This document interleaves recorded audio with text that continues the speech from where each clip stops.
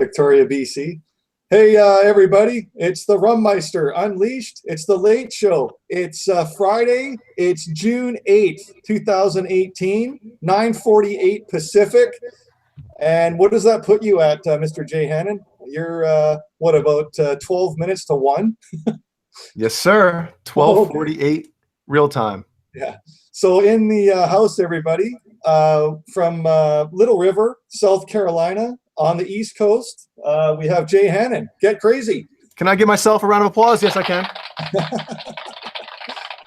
Yeah. And the guy who showed up just in time from Santa Monica, California, everybody, like paradise, the reporter, Caleb Rapoport, reporting.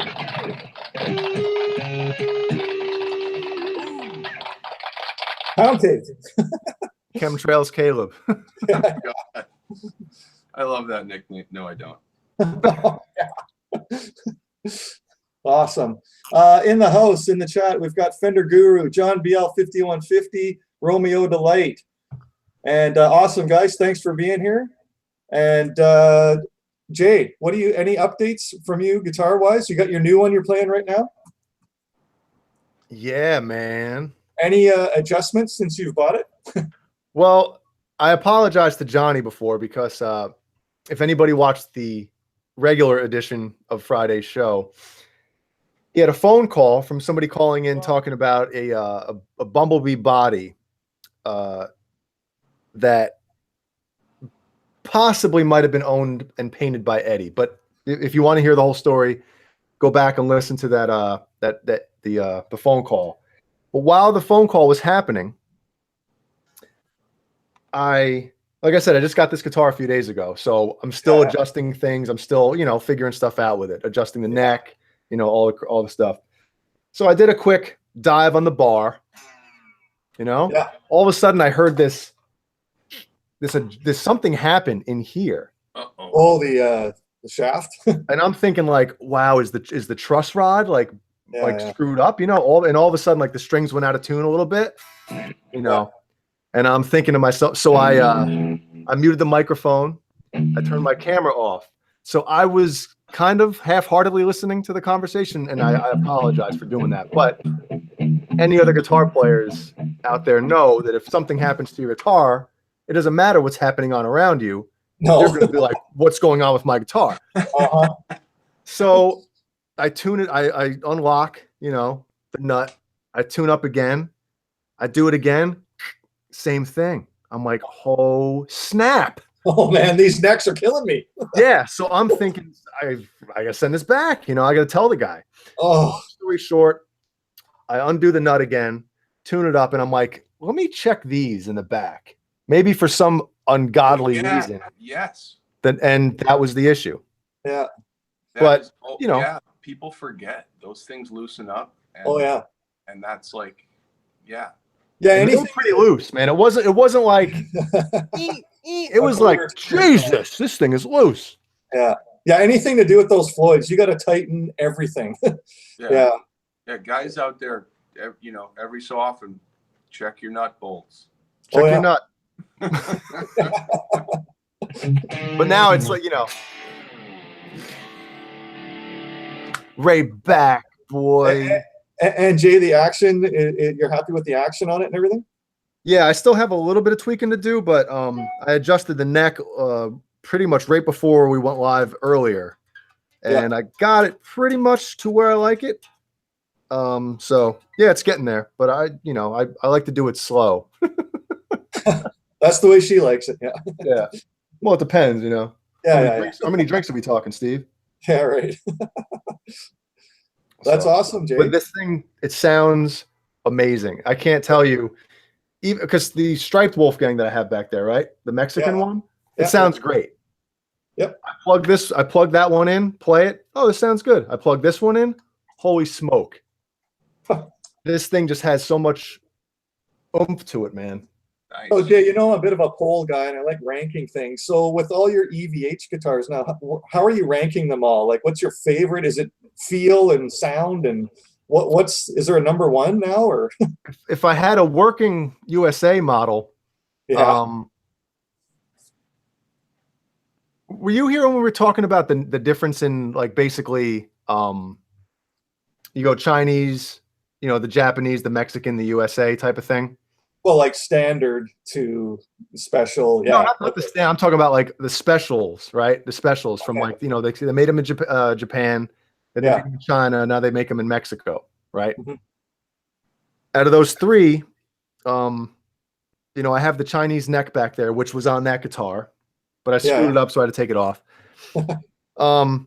Feel wise, like when you know, when you pick up a guitar, you guys know, you feel a neck and you're like, oh man, this neck has it, right? Oh yeah. Yeah. This neck is super, super close to the USA neck. It's almost there. So do you know where both of those are made then? The shelf is USA, right? Yeah, no, this is Japan.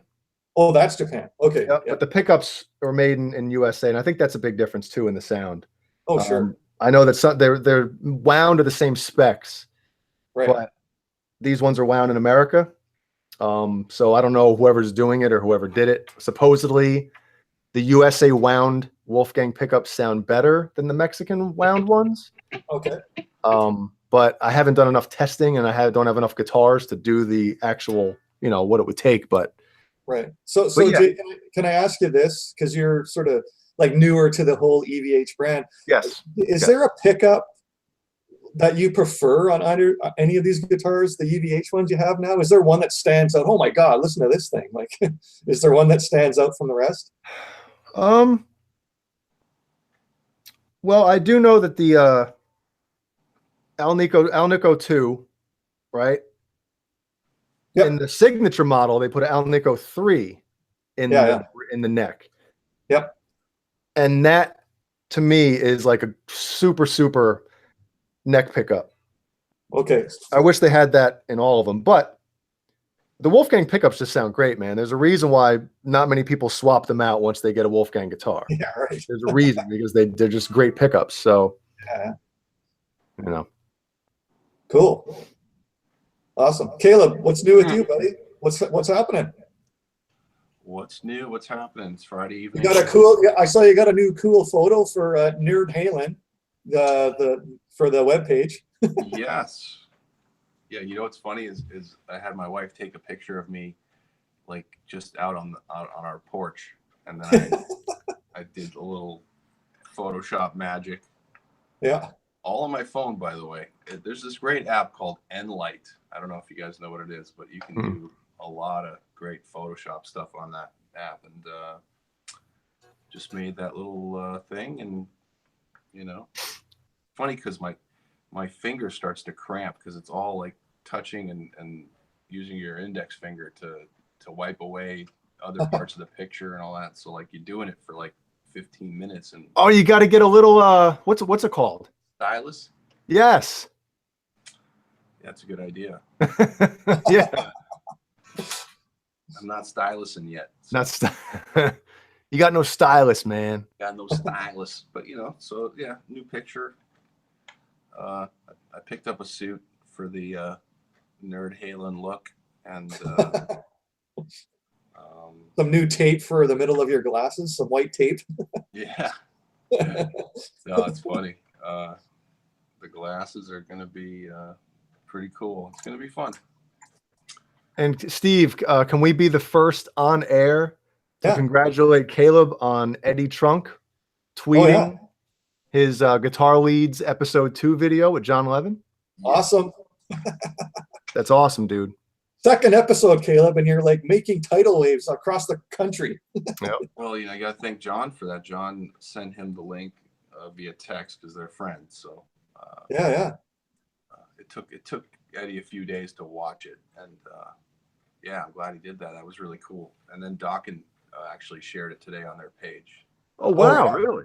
And all their on their Instagram. Although on the Instagram you can't hit the link because you can't link to YouTube on Instagram unless it's in the bio. Right. But it's they put it on their Facebook page, and it's getting a little jump. So we're up to like almost 800 views. It's great. Right. Hey Jay, there's a question from David Markowski here. Are the pickups wired in reverse like the American? That's his question. Do we know anything about that? I don't know, wired in reverse. Does he mean the pickup selector? Is that what you mean, David? Because if he means that, yes. Yeah. Up is, man. It's I'm confused. I'm used to down. I prefer down being the bridge pickup. Yeah. I'm used to like either the 3 or 5 way pickup selector down here, you know, like an Ibanez, where Because you think down the body. Yeah. Yes, hitting down. But with these, it's the exact same as the American Wolfgangs. I guess the Japanese ones were like that. So down is the neck, and I still get confused when I'm playing this thing. I'll go to switch. I'm like, that's like me. I mean, this is a standard like Charvel San Dimas, and Yeah. the down position is the humbucker on the bottom end, right? So Yep. Yeah, because I look at it like, you know, when you're playing guitar, this is up, this is down. Yeah. Up, down. So, but what do you think the reason is for having it in reverse? Tapping. When Eddie's doing his tapping, if you can see his forearm or wrist, that's where it goes. When you watch him doing it, you'll see that that's where his wrist and forearm go when he's tapping. So, and it's out of the way when it's up in the bridge position. Yeah. Down, it kind of is, you know, stabbing you, but, you know. Yeah, because knowing him, you'd think he'd put it in a more convenient spot, like the bottom horn or somewhere. Well, that's where it was on the Ernie Ball Music Man, correct, Caleb? Yes. It was down where his kill switch is. Yes. Yep.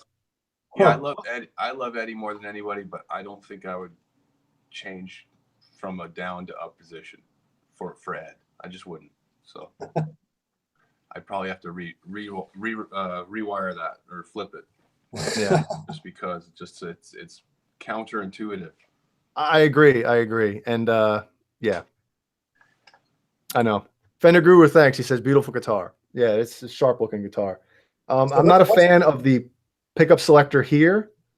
Why? Because if you're strumming, you get a little wild or something, you get into a part, next thing you know, you're changing pickups. So I like the old I had an idea.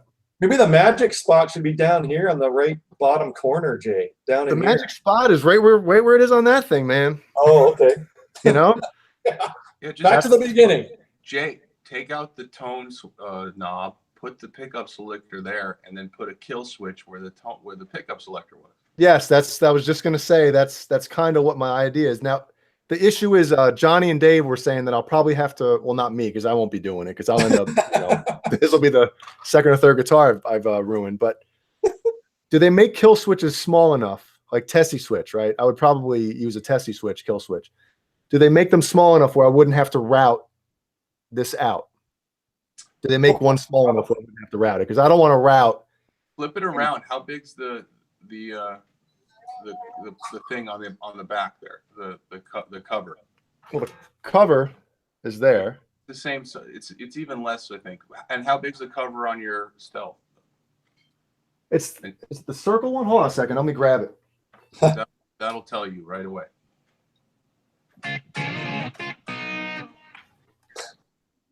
Same size cover. And I think you should be fine. I think. Because that'd be awesome. Because I actually, hold on, I'll tell you guys something in a second, as soon as I get back to my microphone. I got to put this back up, but I don't want to. Yeah, because that thing is, Steve, you really, I know I've said it a million times already, but you really did an awesome job, and I want to show that off again. That's the first edition. I know. So I was thinking about doing that, because I'm like, you know, I know somebody who put a kill switch here, right? Because they didn't want to put a new hole in their guitar. They have a what do they have? A Schecter. I forget what model it is. He didn't want to route out a new hole in his guitar, right? So he put the kill switch here. Well, it was too weird to find it, like to, you know, search it out. Basically, it was too far away, you know. So he swapped. He put the volume here, took the tone out, obviously, volume here and kill switch here. And he said he loves it, you know, because the volume doesn't get in your way, especially if you know, if you're playing crazy or something. But I don't want this here. You know what I mean? So yeah, and like Caleb, I don't use this tone knob. I know some people do. Johnny likes it, change some little things. I don't use that crap. I want it off. Yeah, do what you want. Yeah. Make it your own. You're probably not going to sell that guitar. So. No, definitely not. I don't want to route anything out or have to drill bigger holes anywhere to do it. If somebody could do it without having to, if I need to switch it back, I can do it, then I'll do it, What's the, AJ, what's the official color of that called? Do we know? I want to say this is vintage white, correct? Or is it cream? Does it look white or is it like? It's not white. It's not white. I think it's called cream, isn't it? I think they called it vintage white. Oh, okay.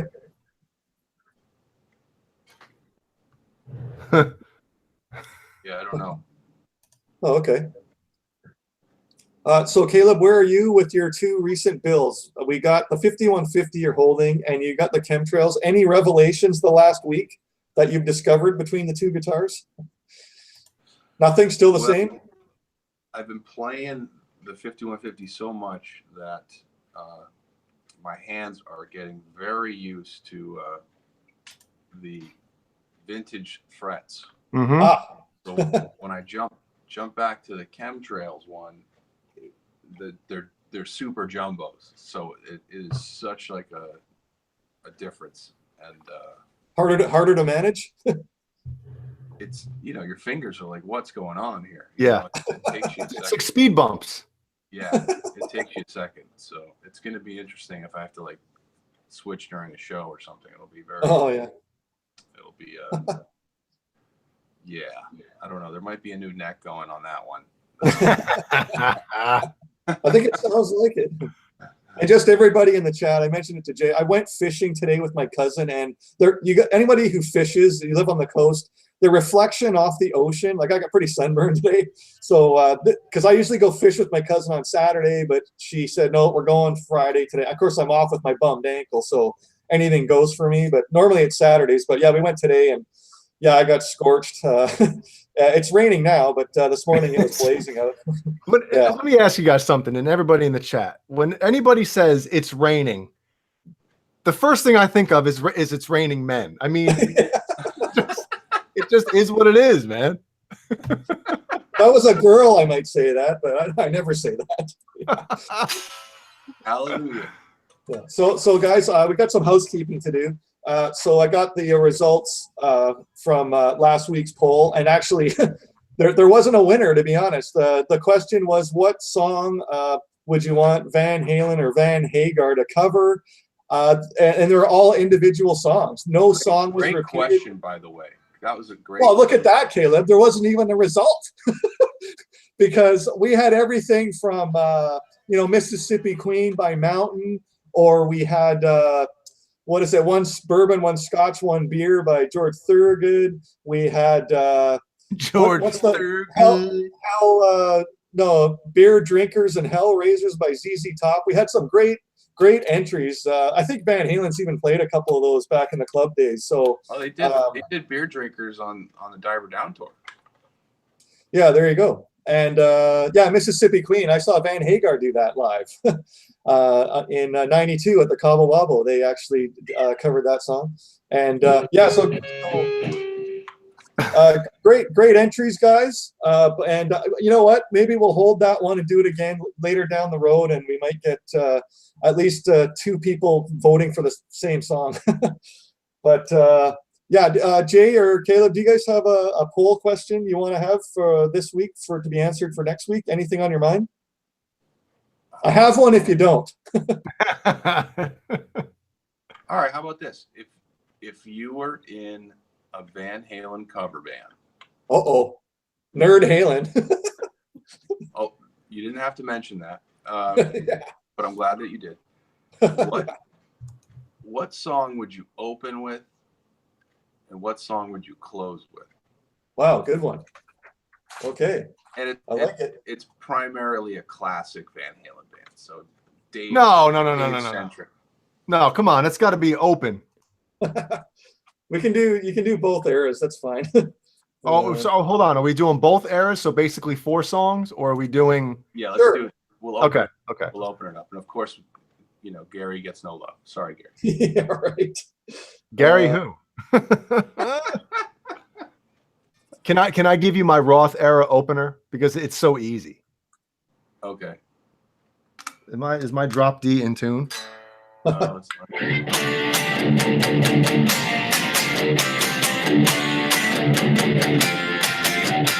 That's it. It's gotta be. It's gotta be Unchained. Oh, you're standard? Oh, okay. Sammy fan. You Sammy fan. Dude, Standard. I'm telling you, when I love both eras. But I'm more like the Live Out of Net DVD is like tops for me, like anything. I see all the Roth stuff. It's great. Roth, they play it's everything super fast. Roth kind of sings, kind of talks, whatever. Dude, that one live show, I forget which one it is, and Johnny and Dave, I'm sure Steve will probably know it. Yeah. They kick into Unchained, and Roth comes out, everybody up. Dude, Yeah, that's 1981. That's Fair over. Warning Tour. Yeah, Fair Warning Tour. Yeah. it gives me goosebumps even thinking about it, man.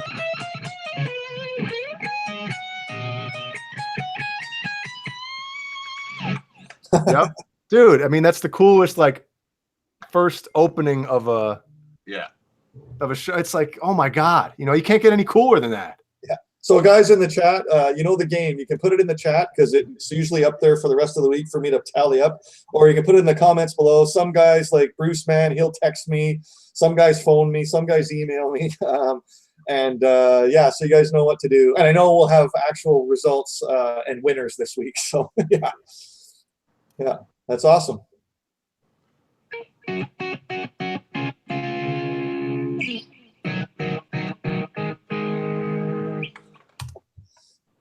So Caleb, did your the Nerd Halen do any rehearsing this week?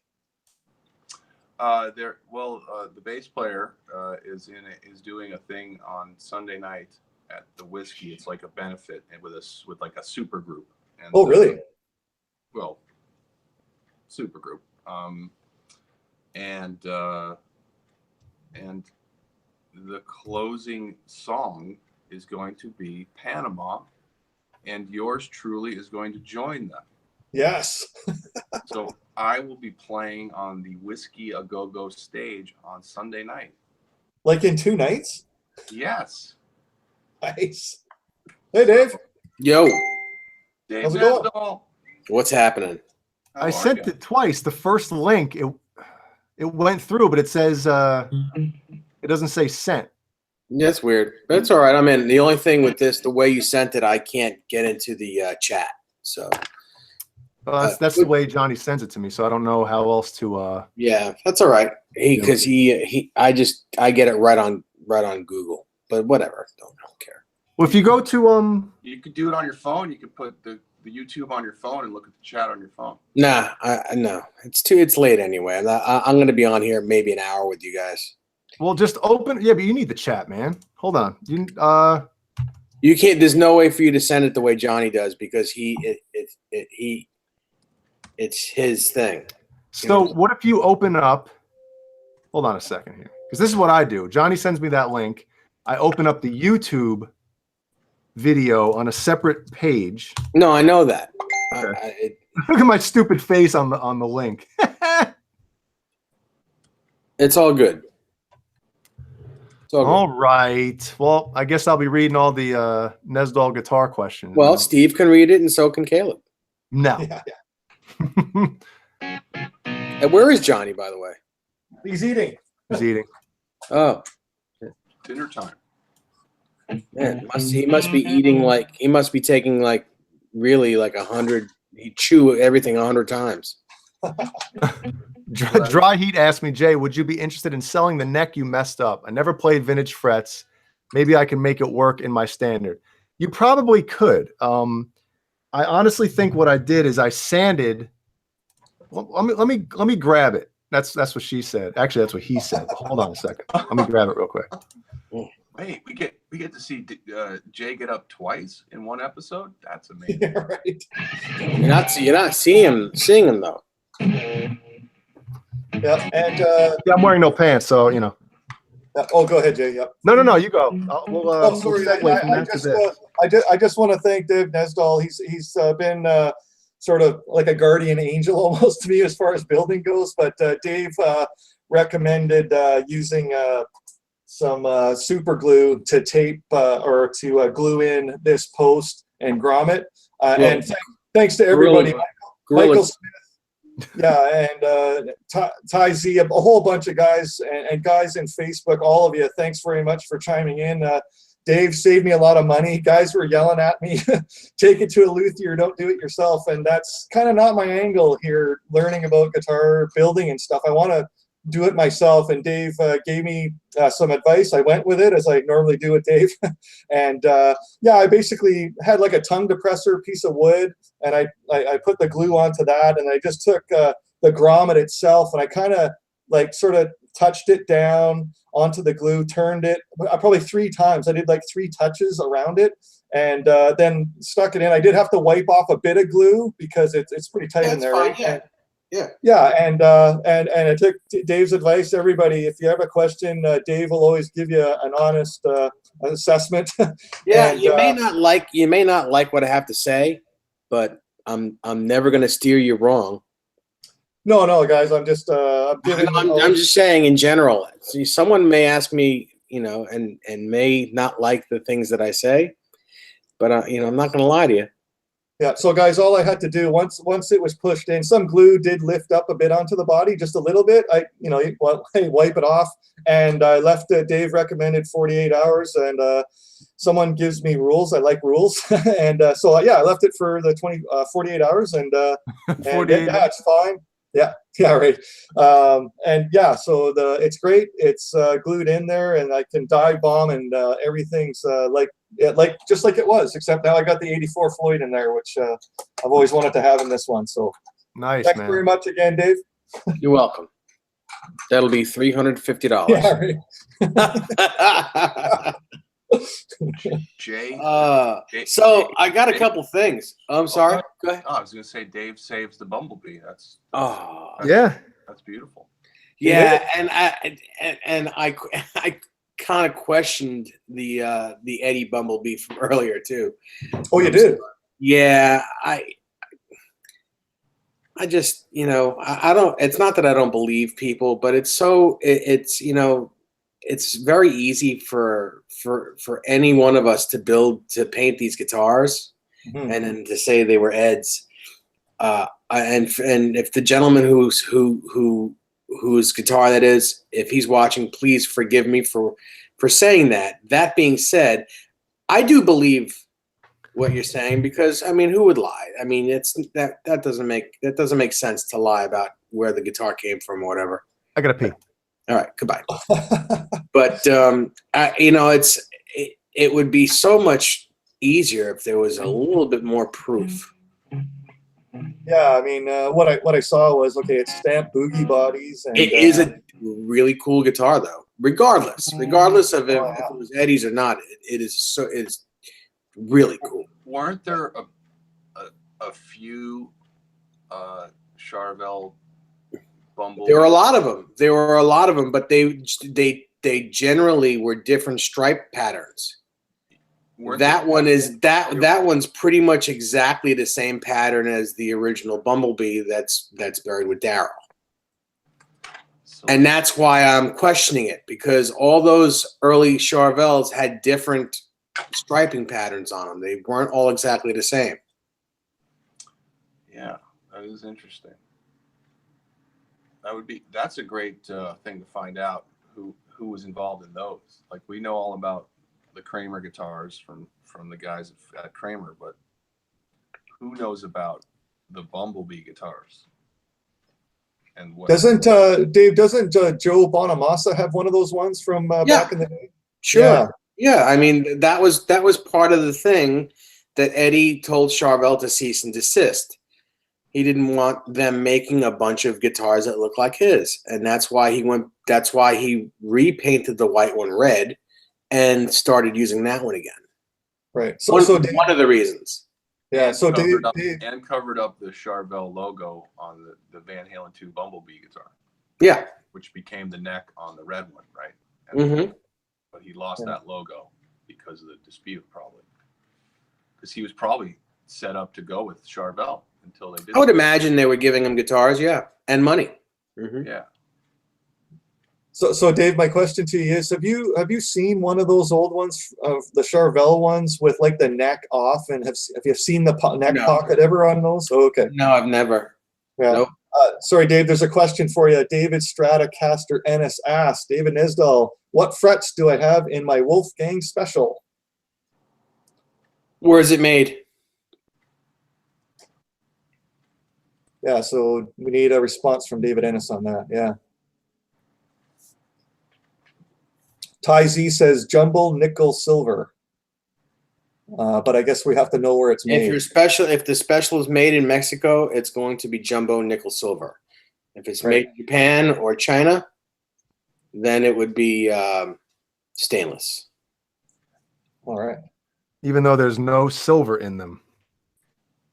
Well, are you sure there's none? There's got to be a little bit in there. If they say it's nickel silver, it's got to be the tiniest bit. Yeah. It could be 0.01. I could have been reading something that was a bunch of BS, but I was reading something recently saying. Yeah, if it says silver, it could have 0.01 amount of it, and it still counts. But did you hear anything that I just said about that guitar before you left, or no? Yeah, I don't want to like publicly, basically poo-poo what the guy was saying. You know what I mean? Well, I'm not. I'm really not poo-pooing it. All I'm saying is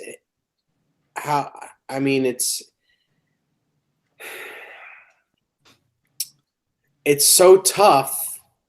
It's so tough to prove. And I don't think the guy was trying to prove that it was one of Eddie's guitars, but it's hard to say that without the proof. It's very hard to say, because anything could be, this bottle could have been made by Eddie Van Halen. We don't know.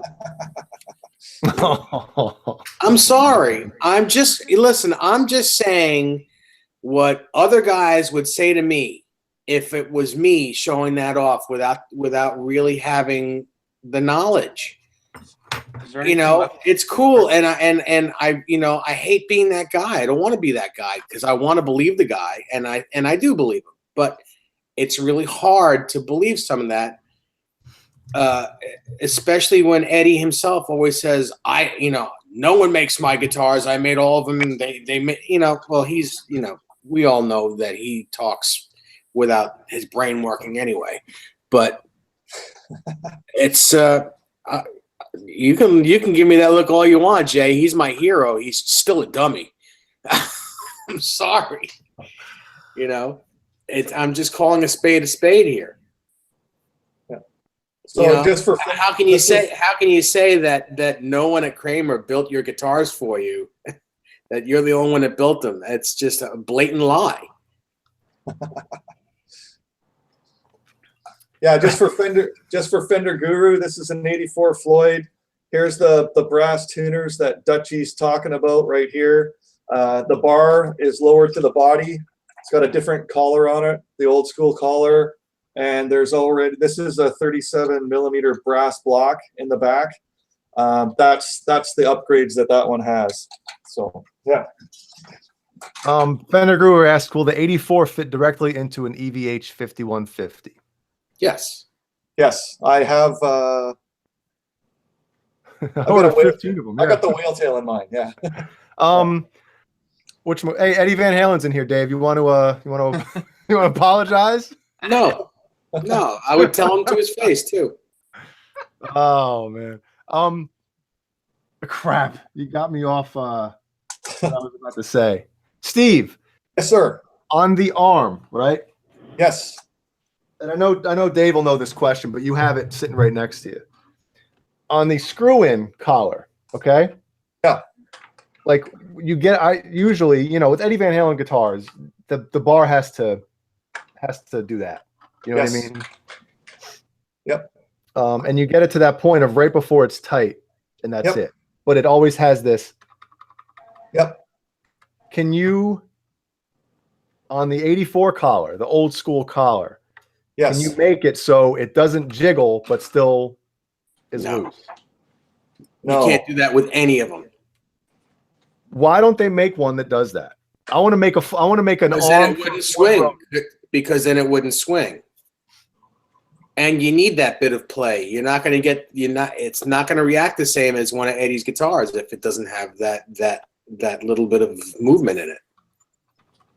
It'll be an Ibanez. May as well be a floating bridge. Well, you know how I feel about Ivan. Dave, you got another question. Showman is asking, how many different guitars do you believe Eddie has played live? We'd have to make a big list. Can't answer that one. Big list. I don't have the brain power at the moment to answer that. Yeah. I believe it's 642. Yeah. Oh, and I do know the answer. By the way, Dave, is there anything left in that bottle? Yeah, over here. Yeah, it's 3/4 of the way full. Yeah. Cigarette there. Some people live home. Such a great song, man. I love how Fair Warning has a different vibe than any other Van Halen record. It's dark. It's heavy as hell. It's But he was angry. Yeah, completely different. You can hear it. I think that's why people, like, especially guitar players, love it so much. You can hear his anger. You can hear the fire. Mm-hmm. You can hear that he was recording that from like 1 a.m. to 6 a.m. every night. So Dave, can I ask you your new green sparkle guitar? What else? What's going on that? What kind of neck? What kind of the hardware? I think is going to be gold. You said it's already a guitar. It's just getting repainted. It was the purple pacer that I had. Right. Oh, okay. So the same stuff's going on. Everything that was on it before is going to be on it again, but it's going to be painted green, and it's going to look clean. It's not going to look like a piece of garbage. Right. Yeah. I'm looking forward to it. It's looking good. It's going to have a gold Floyd, gold hardware. It's going to have 2 zebra pickups in it with gold pickup covers, pickup rings. Right. Awesome. Yeah. So Showman Blues, I think he was being sarcastic when he said thanks for the acknowledgement, because I didn't answer his previous response to the loose bar. He said, "Have you tried a spring in the hole? Has anybody heard of doing something like that?" Or you can't put a spring in that hole because the arm. Oh, actually, yes, you can. You can put a spring like Fender. Fender has a spring. Find one basically that'll fit around that. No, not around it, underneath it, and that sits on the spring. Well, I'm saying around the base of the bar, but that'll go into it doesn't go around that. It goes in the hole where that goes, mm-hmm. and that sits on top of the spring. Oh, gotcha. Have a spring hanging around? I don't think you're gonna find. You know what? You'll have to go to your nearest guitar shop where they sell brand new Fenders and take one. That the little silver stick-on thing that they put on top of their bridge. The little round sticker. That's what houses that little spring. So you take that sticker off, grab the spring, and split. Oh. Hey, nice to see you. What was for dinner? Pasta. Did you get my text? It's still here. No, my phone's been dead. If you want to see it. Nice. I want to see that. Those aren't pickles. Yeah, that doesn't look like pasta to me. That looks like vegetables and cheese. Yeah. Well, I eat all the pasta first. Who asked the question about? I just heard something about how many guitars did Eddie play live? Yeah. That's That's a good question because we could actually think about it. Think tour. Think tour to tour. What he And used. special- What he used on that tour.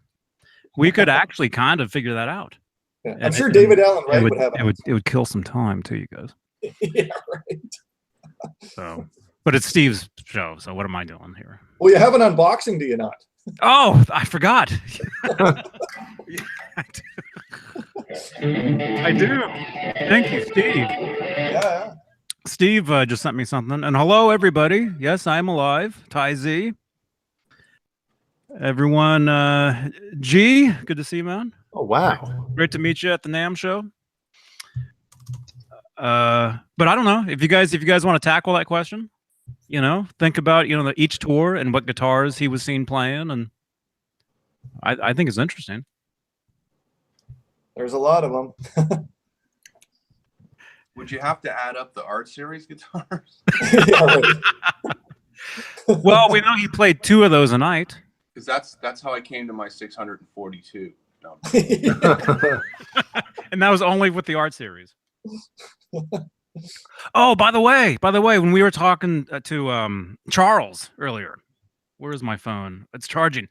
I had told him something about, because he was talking about the back of his guitar body and how there was a tic-tac-toe graphic on the back, and I was telling him I had seen an art series with a tic-tac-toe graphic on it. No, you haven't. I think There's no proof. I think I found it. Oh, But cool. it's on my phone, which is charging though. What color was it, Johnny? I think it was a red guitar, right? No, Red, black, Well, and white. not the one that I found. No, it was a white one, and it actually has words written on it. Huh. But the last letter of the word on the top is X. And let me grab my phone and we can figure that out. Yeah, I got a question for Dave here. Dutchy 5150 is asking, Dave, I'm fretting out when doing big bends on 15th to 17th frets on the high E and B strings. How do I fix it? File. Sorry. It could be anything. I mean, it could be a high fret. It could be that your screws, the screws that hold the body to the neck might be too tight on the bottom. Because at some point it will pull the neck right there, and you'll have like a little ramp. It could be bad strings. It could be anything. Your action could be too low. Yeah, it could be neck angle, right? It could be I couldn't tell you without looking at the guitar. It could be anything. So Dave, I got a question too. What do you recommend for like under the nut, like the locking nut, if someone wanted to put a shim in there because your strings are just too low onto the fretboard, is that recommended to put some kind of shim under there? Yeah, you can order them from Floyd Rose. You can order Floyd Rose nut shims. They make number 1s, 2s, and 3s. I have them here. Yeah, EVH has plenty of them. yeah. They're known to send their $3,500 guitar out with 3 or 4 of them under there. Yeah, they used them all in the first one they sent me. So I don't know how much truth there is to this, but I think it actually seems pretty valid.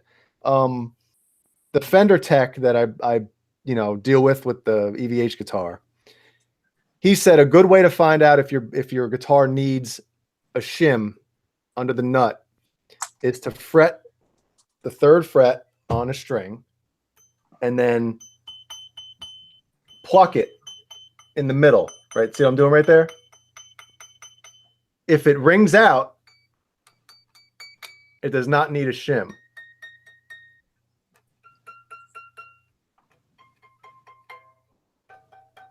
I'm all good. Don't need a shim. Dave, do you know anything about that, or is that? That's one way to look at it. I look at it very similarly.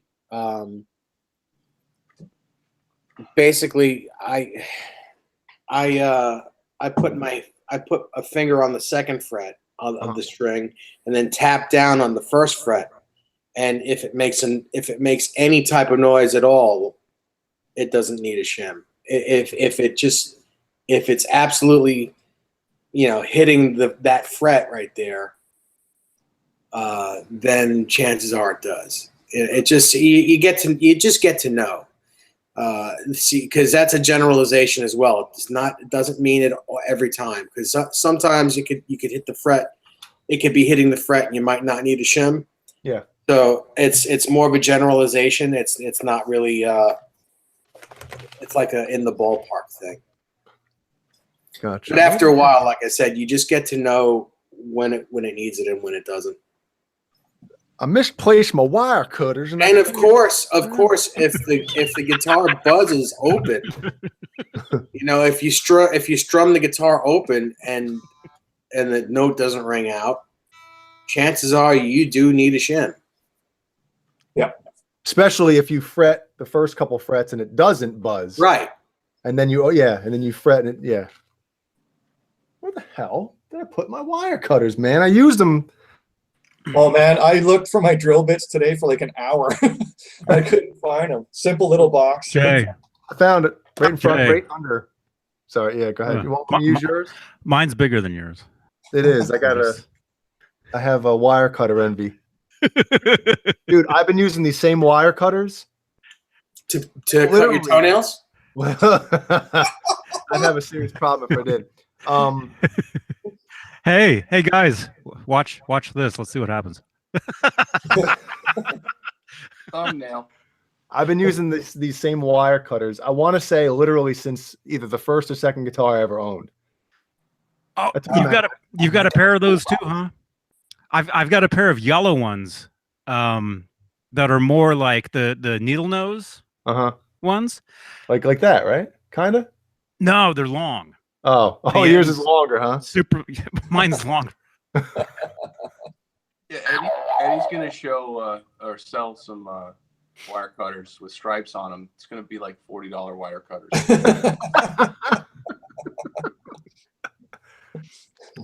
So how Showman, I took a spring out of, it's not a normal, what is this? I got a Staples. What the hell kind of pen is this? The whole inside is fell out on the floor. Cut it in half. What do you think? Cut this in half? It still Cut it seems in half. pretty long. Cut it in half. Okay. Let's see what we got. We're gonna do this live on the Johnny Beane TV show. Do it live. We're gonna do it live. I'll But cut it. We'll do it I'm live. telling you, it's not going to swing. Oh well, I needed to swing it. I don't think it's going to. I don't think it's going to. All right, let's see what we got here. Let's see that thing swing. Let's see. Let's do it. I'm gonna drop it in. Ready? What do you? Watch it not come out. Uh-oh. Let's Don't do see. it. I dropped it in. What are you doing? I put a spring in the hole, and now. He wants to eliminate the Oh, look at that! wants to eliminate Oh the- man! you didn't just Oh, it still Oh. rattles. It's still the same. Oh. It just what doesn't seem like it will unscrew as easy though. I guess that's the one benefit. You know, it doesn't seem like I have to sit there and make sure that it's almost there. Watch that But- that spring be some unbelievable tone secret. Oh Wait, my say that God. again. I can't hear you. My air conditioner just turned on. I said, watch that spring be some unbelievable tone secret that you've stumbled on.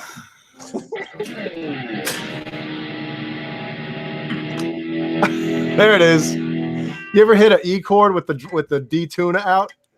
Yeah.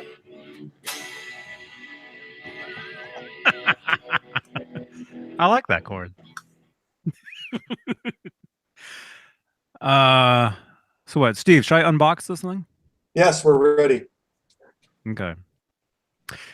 Well, first of all, thank you very much, Steve Anderson. I found Yeah, this so, in my mailbox today. Yeah. Just so everybody knows, it's Johnny's birthday in a week, but I got to make sure I get stuff out there because Jay told me like a day before his birthday, and I can't get anything there fast enough. So, yeah. If Good night, it's anybody's- Showman. Showman's out of here. Good night. Sorry yeah. to cut you off, Steve, but I think he might have split, or he did split, or That's just what we about. do here. Well, Steve, your birthday package should get there pretty soon. Right on, man. There was a slight hold up, but I got it all squared away. Oh wow, there was trouble at the border. On the board.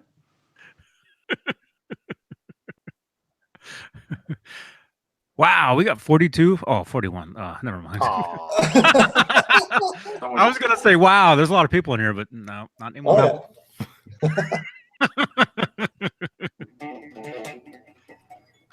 Is Dave asleep? No.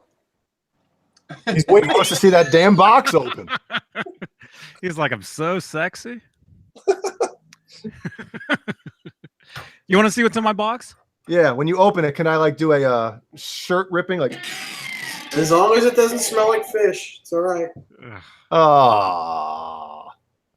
Well, the thing is, I don't know if it is a shirt, but thanks to customs, I halfway know what it is. Yeah. Or actually, no, you wrote it on there, Steve. He has to. That's your writing. Okay. He's like, No, crap. I'm still like surprised though, because I still don't know what it looks like.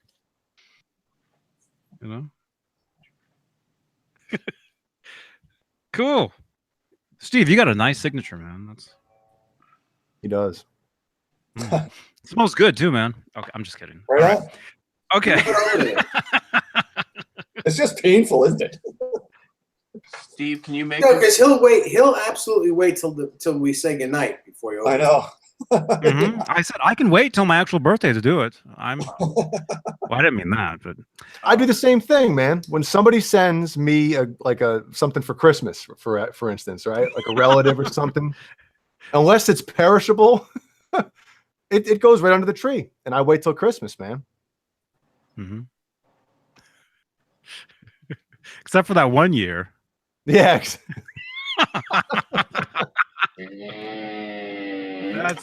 I feel bad, man. I feel bad about that. You're gonna use your BBC wire cutters to open? Oh, I'm using the Ace. Oh. Ace stuff. Eddie, Johnny, is there any way I can get some picks, guitar picks? Yeah, message me on you can if you're on Twitter, send me a tweet, or on Facebook, evhgear live, is it? Well, it's evhgear fans live, but it's actually at evhgear live. Message me on there, or just get a message to me somehow. You can text me. There's a phone number in the description right down below. Text to that number where to send the pics, and I'll send them out. All right. Hey, Vigilant, I missed your hat, Vigilant. Go ahead. Yeah, I told him earlier. He was in one of these earlier. I've done like 20 of these things today, and Open box. and I told him that you missed his hat. Yeah, Instagram as well, man. Message me on Instagram. Yeah, open the box. Okay. I think Dave wants to know what it is more than anybody else. No, I just want this to keep rolling. Dude, Dave's just rocking the poolside, fitting. Isn't that called the poolside? I don't know. I call it just leaning back in my computer chair. Yeah, everyone rock the poolside. Everybody. This is cool. Very nice wrapping paper, man. Yeah. Hey, while we're waiting for Johnny, by the way, Caleb, congratulations on the Eddie Trunk thing. Oh, Thank yeah. you. Yeah, very cool. Very cool. Yeah, You're a regular, goddammit. that was pretty cool. Not gonna lie. But that's all. Like I said earlier, because that was all John Levin, because he texted the link to Eddie, and so Eddie, they're friends. So, but that worked out good. Mm-hmm. Good. Go ahead. Awesome, man. I don't want to interrupt him. Awesome. Fender Guru says, Johnny, what? Oh, chop chop. Okay, here we go. What is this? Uh-oh. It says Haynes on it. And they're worn. What? Boxers. Yeah. Okay, I don't know what this is. Oh, wait, I know what this is.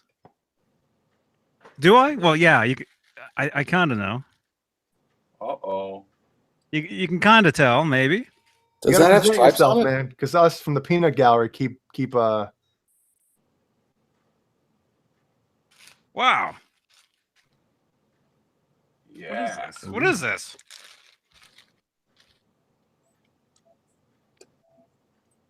Dang. Birthday. Dang, look at this. Yeah. Oh wow. There we go. There we go. Yeah, thanks to Nice. Jay Hannon relayed me a message that this company is doing all over print Van Halen T-shirts, like of the albums, like all over prints. Well, I might have to grow into this, man. This is Well, you can wear it as a nightgown. It's a blanket. Hey, Johnny, fair warning about that shirt. It might be a little big. I don't have to wear pants with this shirt, you guys. It's Hey, more look like a blanket. that guy's face is right. You see what I see? Pointing to it. Yo, it's as big as his pliers, man. Is the song listing on the back? No, Oh, it's the same on the back. Oh, bummer. There it is. There it is. Where am I? There it is. That's awesome, Steve. Nice. No, I said one time, oh, the EVH store, somebody's got to do like all over prints of the album covers, and then all of a sudden 2 weeks later, Jay Hannon found this place, and I went, oh, that's awesome, because I asked about it, and all of a sudden there it is. Dude, I honestly think that whoever's running that, I mean, probably not, but somebody either watched the show and you mentioned that. I was like, man, that's a good idea. I'm gonna. Well, make it was like your license plate. You said, oh man, they got to do an actual real 5150 license plate. I said, oh, you know what? I'm gonna make one and send it to him. No, Dude, it's awesome. It's awesome. Did you send Jeff Hausman from the Van Halen store a picture of this? Because I'm gonna do that and say, yo, you got to send this to Eddie and say, look, you got to do this because this is legit, man. Too legit to quit. Yeah, but Eddie's in a 2 license plate state. Like, it's a law here. You have to have a license plate on both sides. So Eddie's not going to be into that. He has one.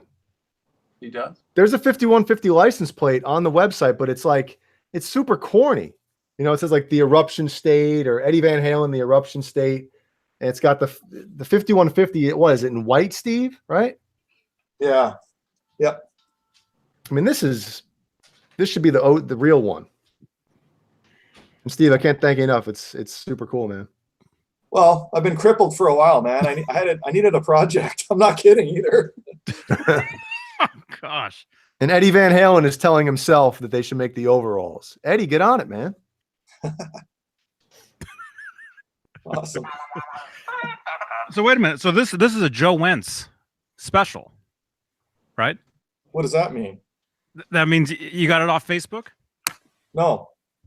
Oh, Howie just stepped on my. Hang on. Oh, Howie. Oh, look. For Christ's sake. He stepped in your pasta? Howie stepped on my. I can't hear anything. Hang on. All right. Good. Good. Hey, Well, Michael Smith. thank you, man. Thank you very much. Yeah, Michael Smith. I think Michael wants in here. I think. Yeah. If he's on the boat, get him in here. Captain Smith. Captain Smith. Man. Well, hey, Steve, thank you very much, man. That's Steve, Oh, yeah. wait, Steve. Steve is the most generous man on YouTube. You're welcome. Happy birthday, Johnny, when it arrives, your birthday. Steve, my birthday's in September. Right on, man. Get planning.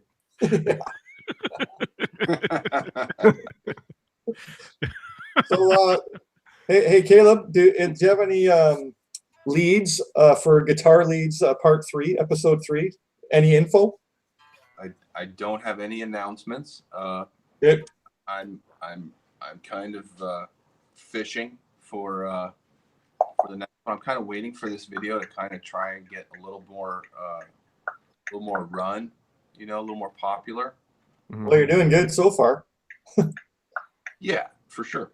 I'm doing all the right things, so it's on its way. Yep. I have my eye on some people, but I can't give it away yet. So Yeah.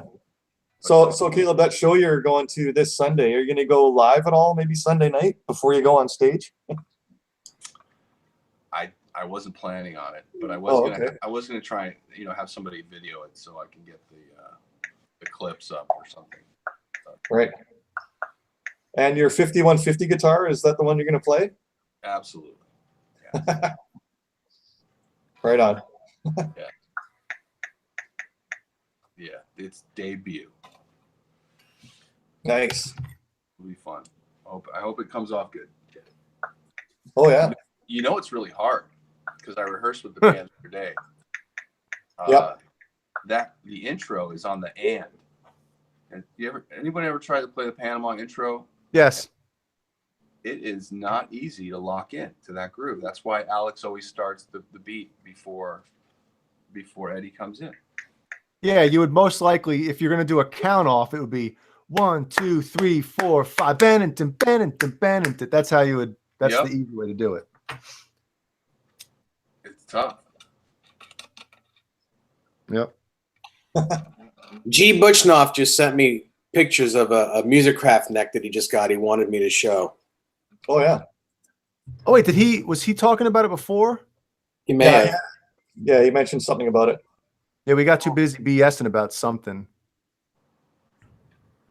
Beautiful. It's made funny. out of the fretboard's made out of reclaimed wood. It's got brass side Brazilian dots. walnut. Let me respond to Fender Guru here. It's funny. He says, "Ask Eddie Trunk to get you into EVH, Caleb." You know, if I could do a guitar leads on Eddie Van Halen, obviously that's the dream. But my wife mentioned that tonight. Like, what if you could do the next one on him? And I was like, well, first of all, it's not happening. But second of all, I kind of want to have a few more under my belt before I do the climax, because like the show ends after I get Eddie Van Halen on the show. It's like, where do you go from there? You know, like go from there, and plus I want to have I want it to grow. You know, I want the production to grow. I want the quality to grow. You know, I want it to be a real show, obviously. So, you know, that's the goal eventually, is to have someone of that caliber, or even him, you know, even contemplate doing it. But, you know, for the next one, for episode 3, I don't. Yeah, it's like, where do you go from there? You pack up your bags. I'd almost like just say, not yet, dude. Can you wait? The only place to go from there, and excuse me if this is crappy to say, but the only way to go from there would be like digging up Jimi Hendrix. You know what I mean? Like that's the only place to go from there. Right. Cut to me with my selfie stick and a shovel in a graveyard. Oh, come on. No. Come on. So G. Butchnoff's That's awful, man. That's G. Butchnoff says it's a 2-piece Musicraft neck, like Dave said. Maple shaft wood, reclaimed Coney Island fretboard wood. Wow. I didn't really know. I mean, I wasn't doing that much research, but I didn't know Musicraft was doing that kind of like really exotic. They're doing everything. Yeah. They're really. They're good. They're good. So if hypothetically speaking, if I wanted an Ibanez gem that wasn't an Ibanez gem, nope, they won't do that. Okay. They won't make a replica neck. Gotcha. But I believe what's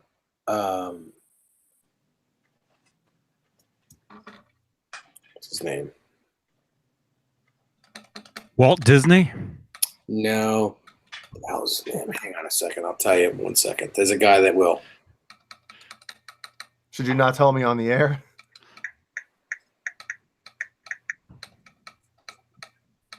Yeah, just message it to me. I don't want to get anybody in trouble on here.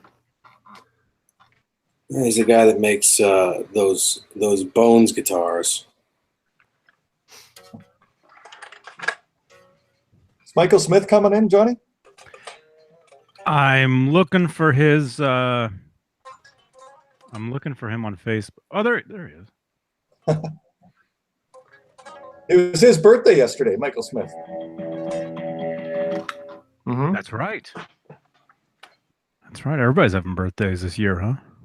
Vintage Sound says episode 3, Warren DeMartini from Rat. Well, I believe Warren DeMartini is out of Rat. He is. He's still a Guitar Hero, though. Oh, of course. That actually is a possibility, because he's Ooh. really good friends with John Levin. Wow. But when John Levin suggested it, I said, how am I going to get any live footage? Why don't you just go? You don't need to get live footage of him playing in Rat if you don't want to, but there's plenty of it on YouTube. Right. Plenty live footage on YouTube. You can just splice it. Yeah, Do you feel comfortable using other people's footage though? You know what I mean? Well, I haven't even thought about doing something like that yet because I like shooting live footage myself. So Yeah. why don't you get a one-on-one with him and his guitar and shoot him live playing in front of you? That could be good. Good night, Dan Halen. Dan Halen's out of here. Good night, Dan Halen.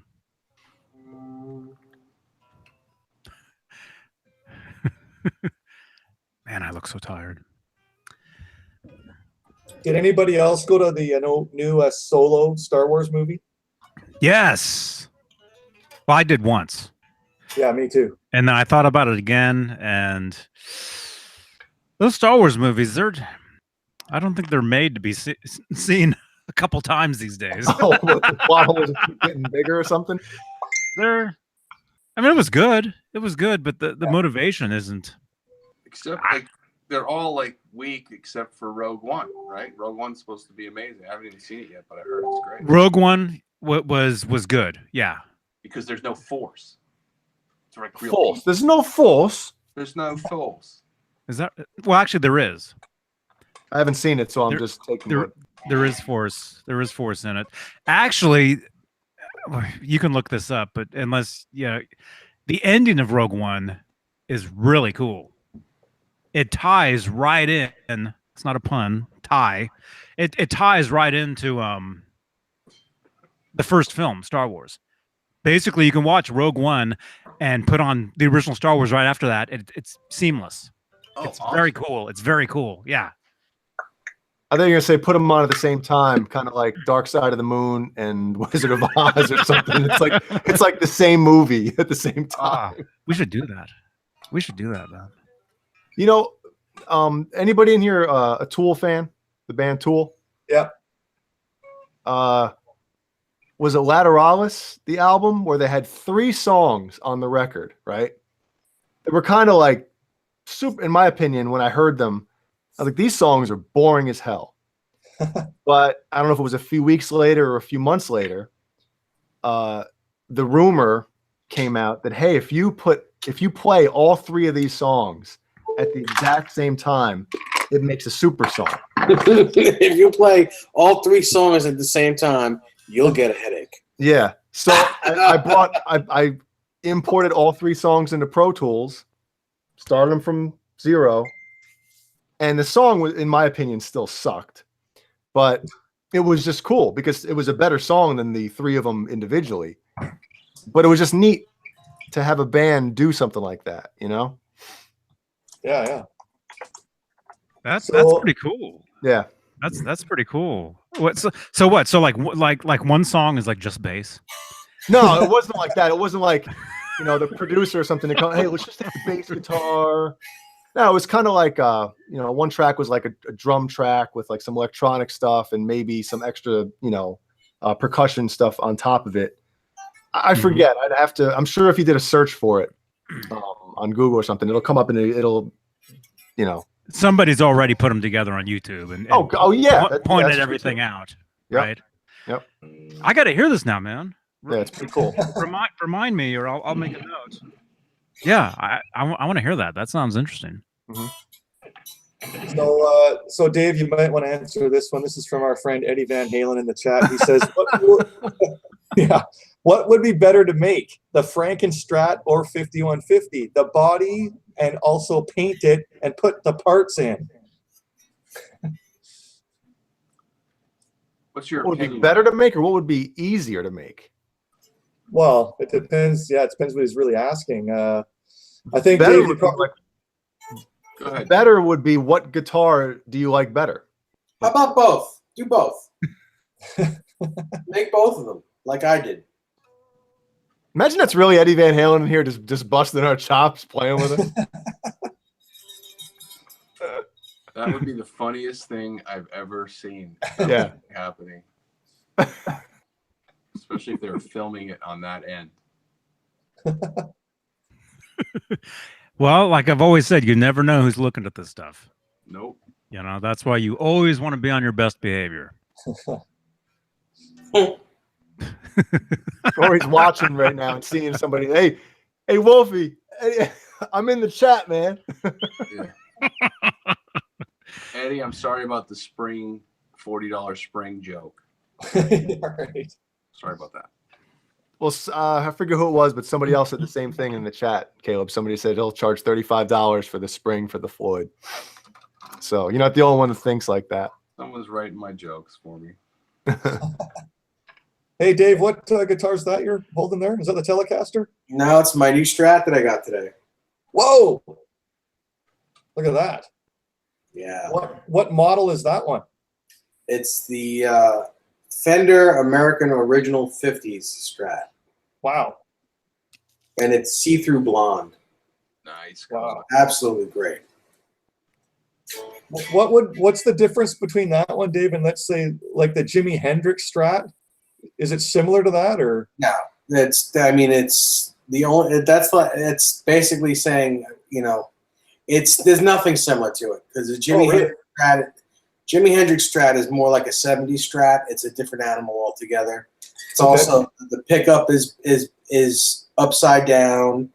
There's a whole, you know, it's just the neck profile is way different. The Jimi Hendrix Strat has an upside down big headstock. This is a 50s guitar. This has got a V-neck.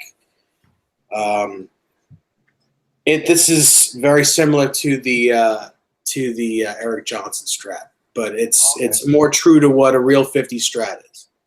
wow? You know what it looks like to me, Dave? It looks like if there's like a heaven scene in a movie where a guy's playing guitar, that's the guitar he's playing. Mm-hmm.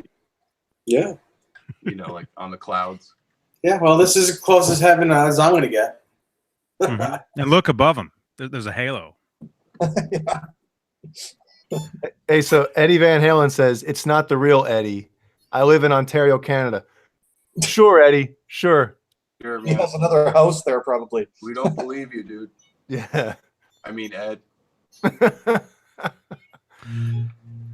So Dave, you got a question here from Vintage Sounds. Say Dave Nesdall, did Parker Guitars come out with the first stainless frets?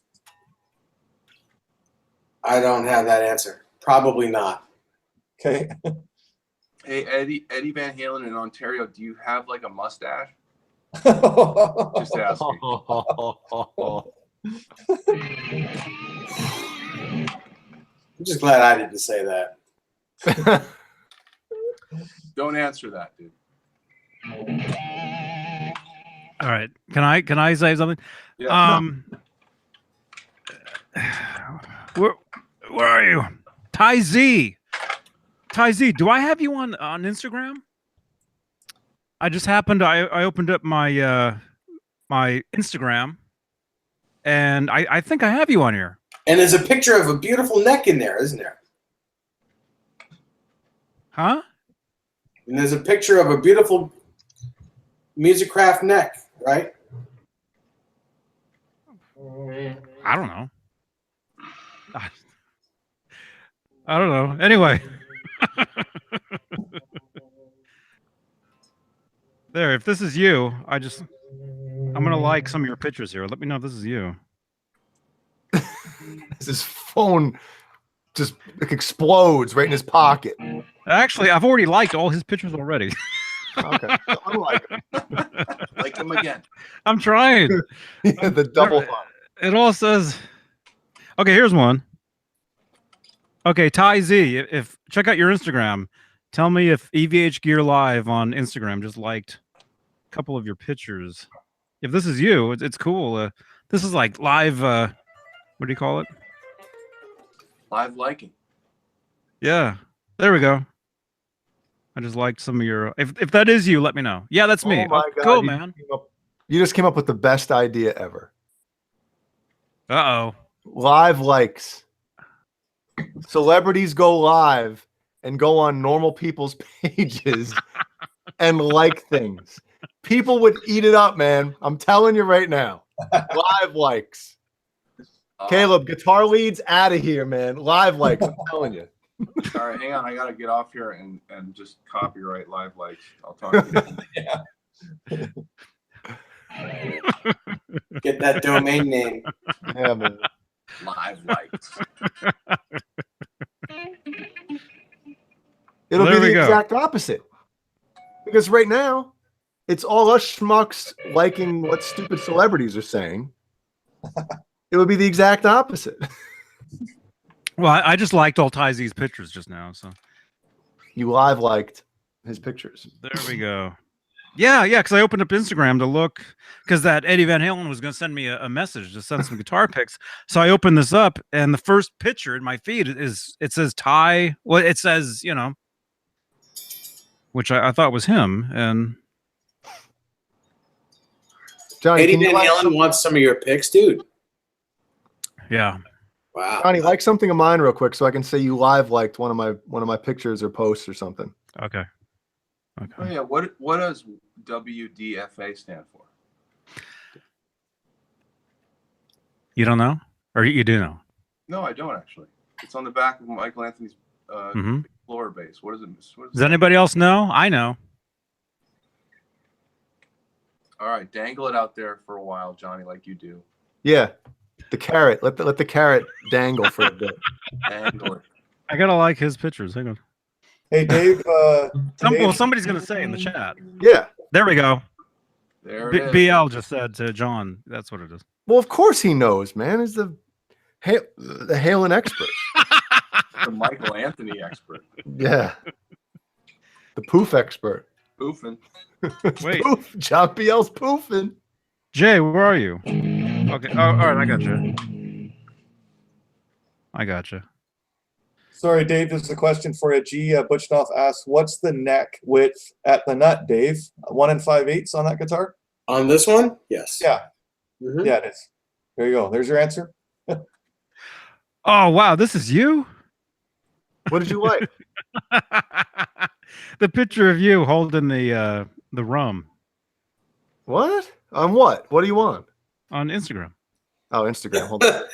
He's on some heavy stuff. Yeah. What kind of shit you want? What do you want? Oh, 5'9"?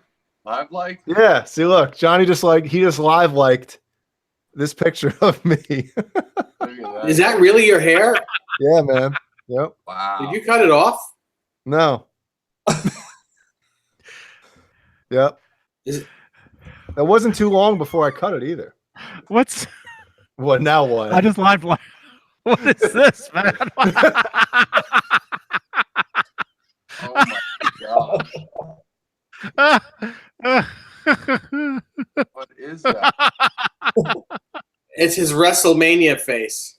Oh, That's my I don't know, was it a filter or something where if you take a picture of somebody else, it merges your picture on top or their picture on top of yours. Yeah. So It's Snapchat. It's Snapchat. I did that with Dave. I put Dave's face over mine. mhm. I texted it to my wife, and she wrote me back immediately saying, "What's wrong with you?" She's like, "Are you okay? What's wrong?" Macho Man. Oh, that's too funny. What's wrong with you? I could just picture it.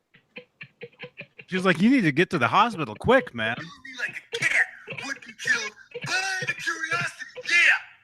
So there's my hold on, let me play that again.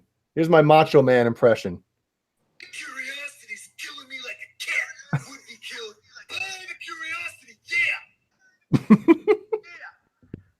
Curiosity's killing me like a cat would be killed by the curiosity, yeah. Wow. It says macho on your head. Yeah, the That's what the picture headband does. the picture that I put over me of him had the Macho Man headband on. Yeah. Thumbnail. Don't you dare. It's Chewbacca. Actually, speaking of Snapchat filters, Yeah, and here's that other one, man.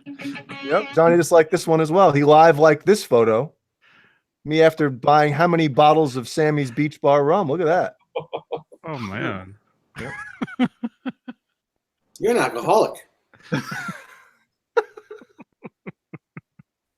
And why aren't you like 300 pounds? I don't know. Damn. There's this one. Michael Anthony with the pick stuck to his head. From Unleashed? Well, the beginning of Summer Nights, right? Yeah. Yeah.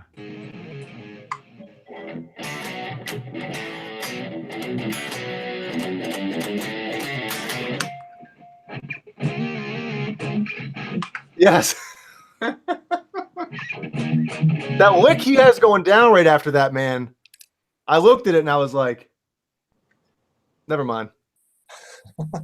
Never mind. Don't even want to attempt it.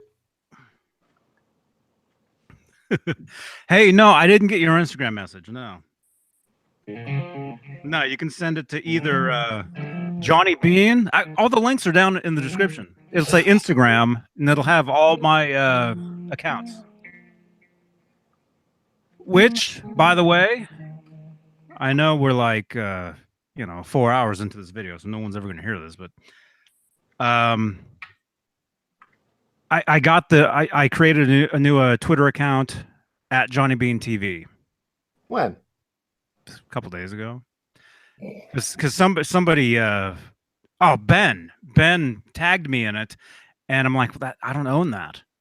And so I figured I better grab it before somebody else grabs it and just post stupid stuff, Oh, wow. So yeah. So now you can Twitter, you can follow at Johnny Beane, just TV. And yeah. Johnny has 5 Twitter accounts now. I got more than that. I got way more. I got into Twitter in 2009, and I kind of treated it as almost like domains. So I went and I registered like a ton of them. Just all Johnny Beane, Johnny Beane, real Johnny Beane. Those are 2 that I still use. But there's a bunch of them that I still have that I never use. Like the Johnny Beane, Johnny Beane, Johnny Beane brand. Oh, I gotta grab it, man. I gotta grab that one. So anyway, since I'm calling this Johnny Beane TV, why not get Johnny Beane TV Twitter? And so I've got it. And if you're on Twitter, feel free to follow it. And I think I'll post these videos from that Twitter account, because I don't always post these from my main one. I usually post these through evhgear live on Twitter and Kramer_5150. Those are the 2 like Van Halen ones that I created. I'm going to start one that's called Not Johnny Beane, and I'm going to say stuff that maybe I think you would say. Oh, like my grandpa says? No, what I would do is I would post pictures of like Eddie Van Halen and his guitars and just write the most untrue thing I can about him. Oh, there's already people doing that, so don't worry about it. Every day.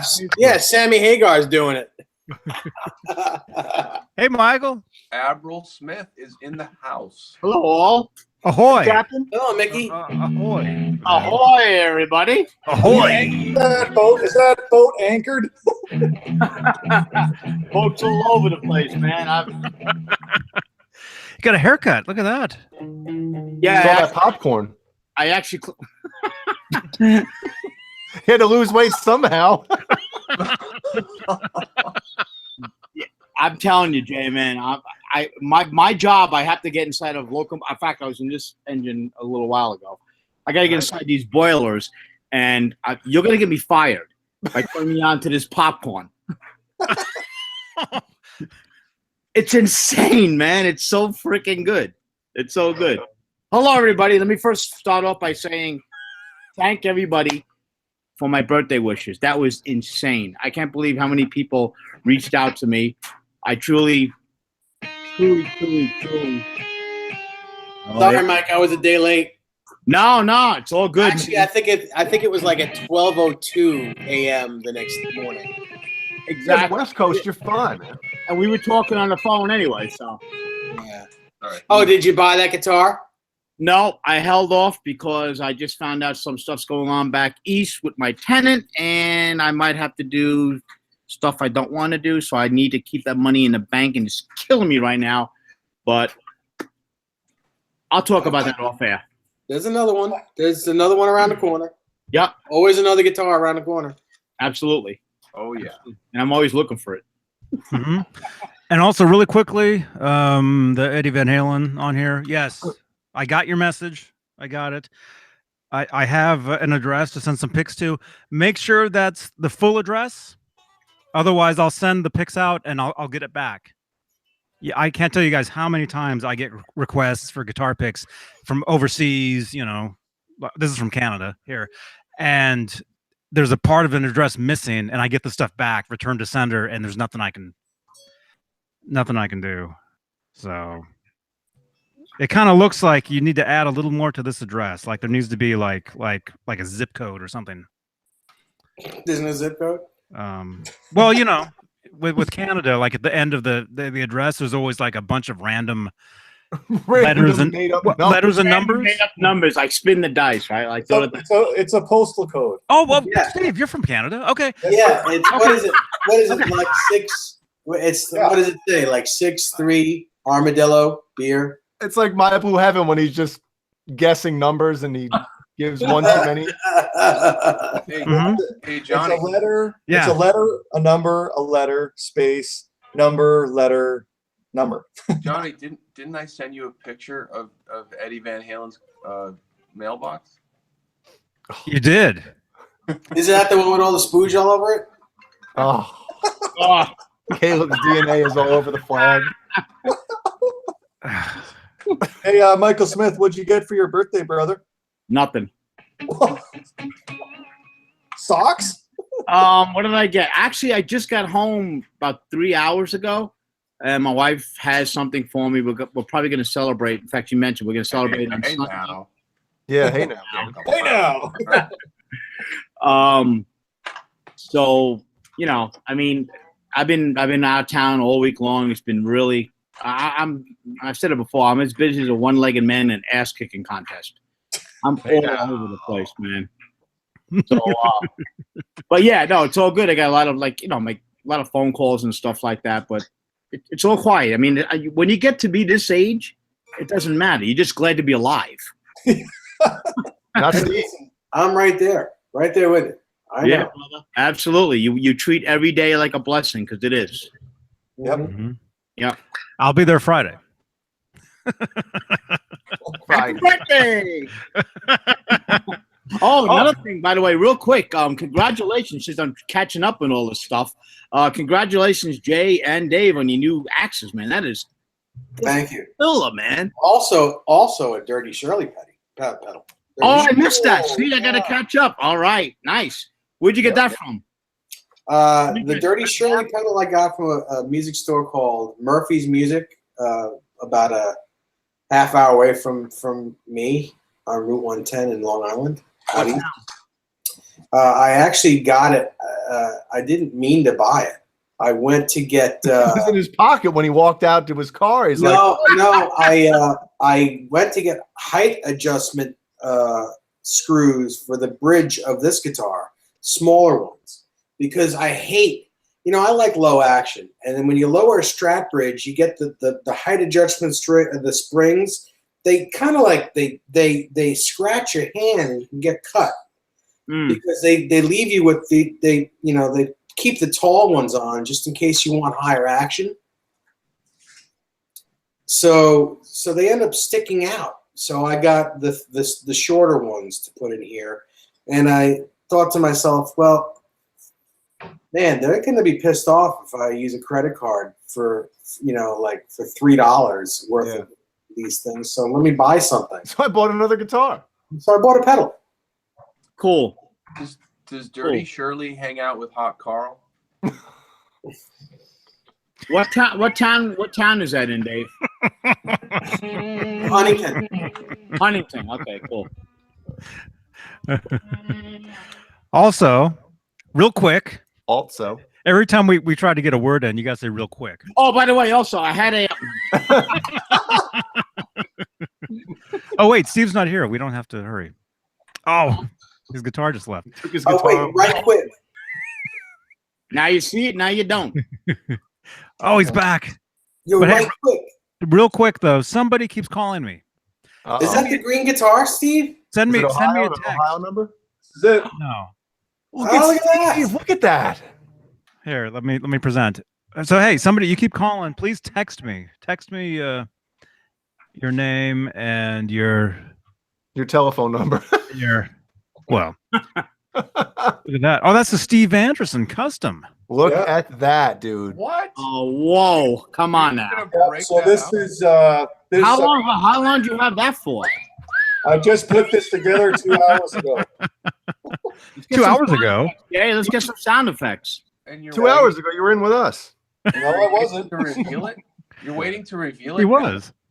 Yeah. So I want to thank Jay Hannon. Jay Hannon stepped up to the plate. The company was screwing me around a bit with not being able to send me the paint because they were trying to send it air, but if you send it ground, they can. So I sorted it out.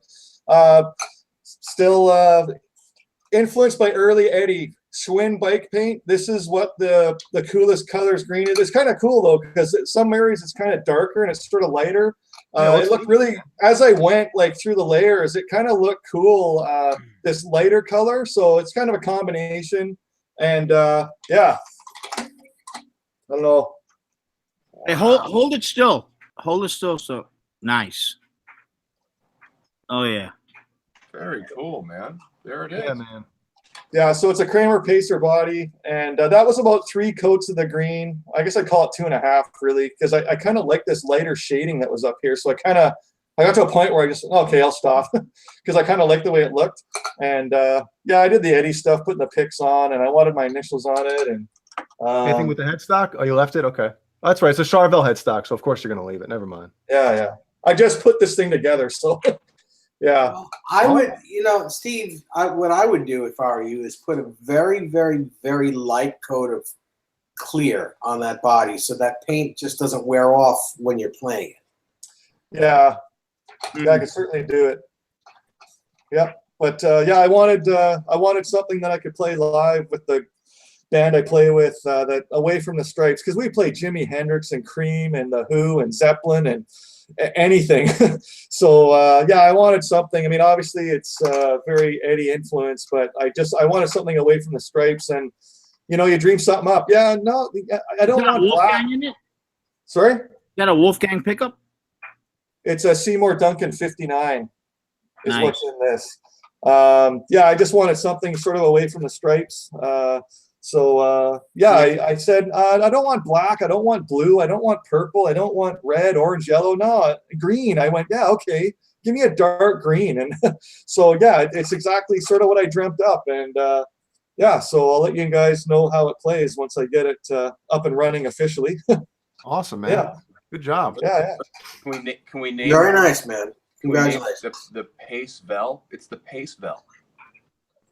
Yeah. There you go. Sir Charvel. Yeah. So, Dave, Yeah. Fender Guru is having an issue with his EVH 5150. Uh-oh. He says, crap, where the hell did it go? He said, my That's what he EVH said. 5150 has intermittent issues with the pickup. It makes a farting sound now and then. I want that guitar. What do you want for it? Oh, it's only 6 weeks old. Obviously, it's a sorry, I didn't see the 6 weeks old part. Yeah, sorry about that. I mean, he's in New Zealand, so who knows how close the nearest like Fender tech is. Yeah, I mean, well, Under warranty, where did he get the guitar?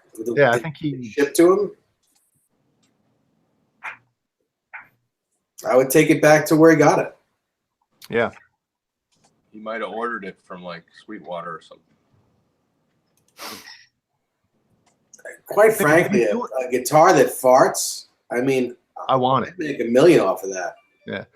But I mean, if he does anything to that guitar, noticeable, like if he. No, the warranty will be void. Yep. Yeah. So you got to Yeah. be careful.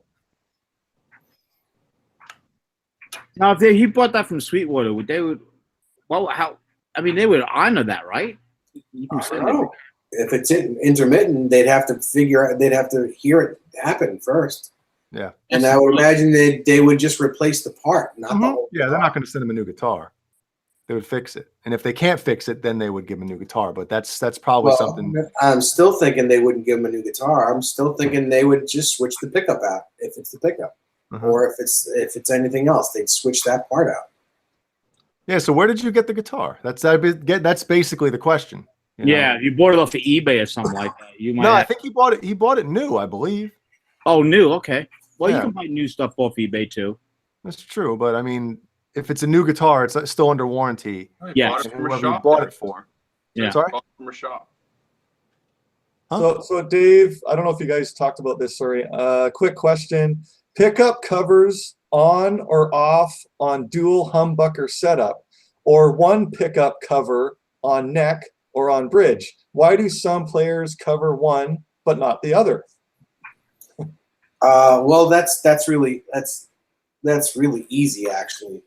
The pickup covers, when there's a pickup cover on the guitar, usually those pickups are potted, but sometimes when they're potted, they a little bit of air gets in there and they squeal, and that's the air caught between the pickup cover and the actual pickup. So people take the pickup cover off so that the pickup stops squealing. Huh. Okay. Cool. So Michael Smith. No tech here. No Fender tech here. He says. Oh. And he says, no, Dave. The shop here has 16-year-old techs. Oops. Well, if they can't fix it, then they have to give you a new guitar. I mean, that's it. That guitar is under warranty for a year. Yes. That guitar is under warranty, and I highly recommend not doing it yourself or taking it somewhere else to do it. Take it back to the place you bought it, and they have to have Jay Hannon fix it. Look, let me call him, and I'll get it taken care of for you. Yeah, I'll have Taft take care of it. Have Jay Hannon grab his chisel and he'll fix it. Hey, let me fix it. His chisel. Let me solder it and burn down half of New Zealand. God forbid. Said he bought it there and his amp's good. He's not having a problem with his amp, so I guess, yeah, just bring it back, man. Don't mess with it. Yeah. Well, is he sure it's that guitar? I know he's got other guitars, so I would imagine he checked to make sure it wasn't his amp first. Amp, cable, whatever. It could be anything. If you know, but I'm pretty sure. The input. I'm pretty sure that Andrew is on the ball. Yeah. So, Yeah. Yeah, don't mess around with it, man. It's 6 weeks old. That thing is covered, and Yeah. and if they have to do anything to it, they're going to call EVH or Fender and tell them, and they'll, if they have to replace a pickup or replace, a jack, anything, they're going to call Fender to make sure that they're paying for the service to be done. You know what I mean? yeah.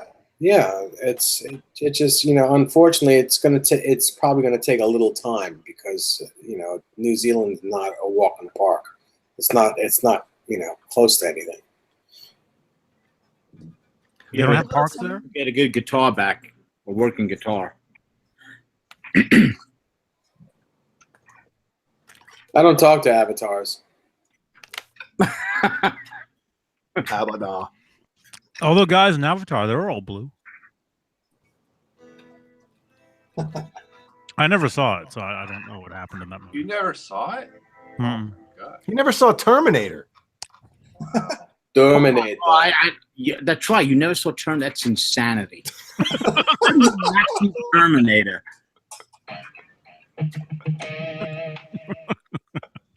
John, really? No.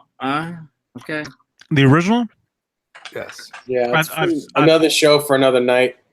I've seen parts of it. I've never actually sat How do through you it. watch Like, parts online? I guess I'm guessing, right? no, It's like on TV. yeah, it'd be on TV. I'd look at it a little bit and then change it to something else. To something that's not as good. Exactly. If you watch it once, you'll be back. Ah, Very good. Speaking of movies, did anybody see that new Halloween trailer? Yes, I put it up. I can't wait. That looks good, man. Oh, I love it. I was watching it when I woke up this morning. Just there was without sound. I was just watching just the picture of it. Yeah, it looked cool. I'm a big horror movie fan. I love horror movies. I can't wait for that. I'm hoping it's good, man. Yeah. I'm gonna say hello to Nick Thompson, Guitar Channel. He says hello, everyone. I've never heard that name before. Have you guys? oh yeah, he's the guy that Johnny Beane. I have no idea who that guy is. Nick. Nick Thompson, man. I drink his tea every morning. Yeah, he's Actually- endorsed by Nick Thompson Tea. Yes. Yes. And Nick Thompson. 160 bags. Nick Thompson Guitar Channel sponsors this channel. No, actually, I drink your tea, Nick, actually all day long. That's why he doesn't eat. There was like 160 bags of that. Yeah. And it's 1 calorie a bag. You have 160 bags inside of that one cup? how many milligrams of caffeine is in there? I can almost lift it. How long do you let that steep? It's not that steep. You mean this actual thing? No, Pretty with shallow. With 160 bags, you Oh, have to steep it longer. No. yeah. But no, this is cool. This thing, you put tea in here at 7 in the morning, come back 5 o'clock at night, still hot. Motor oil. This keeps stuff hot all day long. It's amazing. How do it know? That's an old joke. Okay, we got a question, guys. John Boulware. Here's a question for anybody could answer it. Why did the Allman Brothers have 2 drummers and also the Grateful Dead? What's the reason with 2 drummers? Can I answer that? Yes. I can because neither of them could play double bass, but 2 of them together. Never mind. Okay. Never Okay. mind. Can I? That was good. That was good. Here's my answer. Okay. You said Grateful Dead? Yeah. The reason they have 2 drummers is because their songs are so long. The first drummer gets tired out, and then the next drummer kicks in the middle and then ends the tune. See, I thought that they got bored because the songs are so. Yeah. I'm actually a Grateful Dead fan, and I've seen him live with Jerry Get him out of here. when he passed away. Ah, No, I'm joking. Why? Your buddy Hagar used to love Jerry. yeah. Yeah. Your buddy Hagar plays with a few of those guys still. He plays with Mickey Hart, right? Is it Mickey Hart? And Yeah. Weird. Is that it? Bob It's Weir. Bob Yep. Weir. Bob Weir. He Brett plays Weir? Bob Weir. Bob Weir. Does all- I said.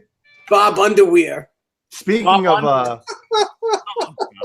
Here we go. speaking of Jerry Garcia, obviously this was years ago, but my mother-in-law and father-in-law, I believe were they still dating at the time, or were they engaged or something?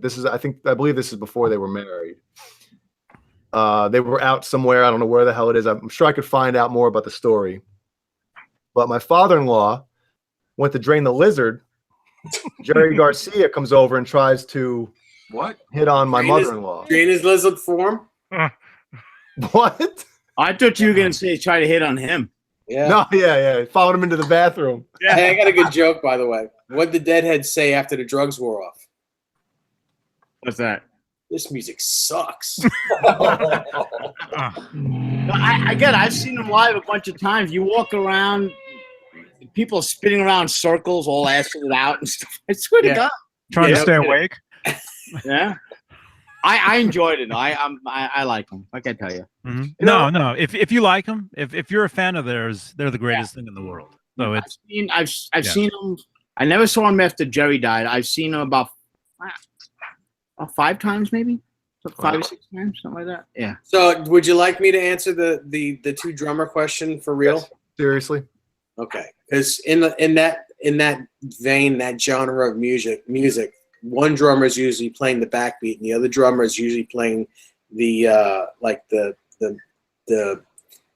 percussion part, like the marimbas and there's different things going on. One guy is playing the backbeat and the other guy's doing all the riffs on the drums. Playing the top parts. Yeah. Marimbas. And then they'll do a solo where they'll both, They'll both switch it over, and it is a bigger sound. It's just like Dickie Betts says that the reason the Allman Brothers did it is because it's just a bigger, fuller sound. One drummer, they originally played with one drummer, and then for some reason they just tried it with two, and they never went back. It was just that much bigger sounding. If there's two drummers playing together, do you get a natural flange, a natural like flanging sound between them? You mean flam? Flam? No, you know what I mean. When flanging. When you play two. Is that what it is? Flam? Natural flam effect, or play two songs together at the same time. Start them at the same place, and eventually that doesn't happen with drums. Eventually, you'll hear it'll cancel, it's almost like a phase cancellation. It'll sound exactly like that MXR flanger doublet that we were talking about earlier. Oh, you mean kind of like when people talk over each other on this channel? On this? Well, not if you say real quick. Yo, right quick. Hey, Jay, real quick. Finish your story. What happened? Are you talking about phase cancellation? No. Real quick. Explain that if you want. Phase cancellation. I should know that. Yeah. Let me explain that to you. You failed. I think it is that. But you do hear. Like, check it out, you guys. Go to YouTube, and if you can, open up two browsers. I said browsers of the same video of a song. Hit play at the same time, listen to them start at the same exact time, and then eventually you'll hear like a natural, like a flanging sound where it goes into like a real trippy, like, zzz, and then the song goes out of time after that. I'm out of time. I gotta go. You flanged out? I gotta go to bed. I gotta be up at 9 o'clock in the morning to go to the doctor. Thanks for he's been being here, steeping. He's been steeping since 8 a.m. I've been up waiting for this guitar all day. How awesome is that? Walking back and forth across the 50 other ones. Where the hell's my guitar? Thanks for being here, Dave, and thanks for all the guitar help. Awesome. No problem. Thanks, man. It's a lot of fun. It's always a lot of fun doing these things with you guys. Awesome. Great seeing you, Dave. And thank you for the advice the other night, man. Anytime. Thank you. Congrats on the new axe, man. Yep. Yes, you too. You too, Jay. Thanks. Yeah. All right then. Well, good night, so long. Good night, good night. Have a good weekend. All right, you too. Take care, everybody. All right, Dave. See ya. Okay, now Finish your story. What did Jerry Garcia do to your Whoa, wait a minute. You started it. I want to know what did you do to her? Did he get So arrested? what happened was my father-in-law realized what happened. He finished going to the bathroom, didn't wash his hands, came out and shook Jerry Garcia's hand. No, I'm joking. Oh, we can really go off the rails with this one. Yeah. No, basically, I mean, here's what I'll do. Tomorrow or the next day, I'll ask my mother-in-law for the story again, because she's told me the story before, but my brain doesn't work too well. My brain doesn't work too good, so I kind of forgot about her, a lot of it. But basically, my father-in-law got up to, maybe it was use the bathroom, maybe it was whatever. And Jerry Garcia, every time I think of Cherry Garcia because of the stupid ice cream. Yeah, Ben and Jerry's, yeah. God. He came swooping over with his big beard. And my mother-in-law just remembers him just being like, just disgusting. Well, he probably showered about a month ago. Yeah. And, basically she's like, no, kind of shot him down. And what year was it? Do you remember? I'll find out. That'd be interesting to hear, man. That's crazy. Yep. Wow. So guys, I have an interesting sort of thing to talk about if you're interested. I have it's not a poll thing necessarily. Yeah. Go ahead. Just between us. I'm going to start this. Real quick, John's leaving. 150. I'm gonna start this.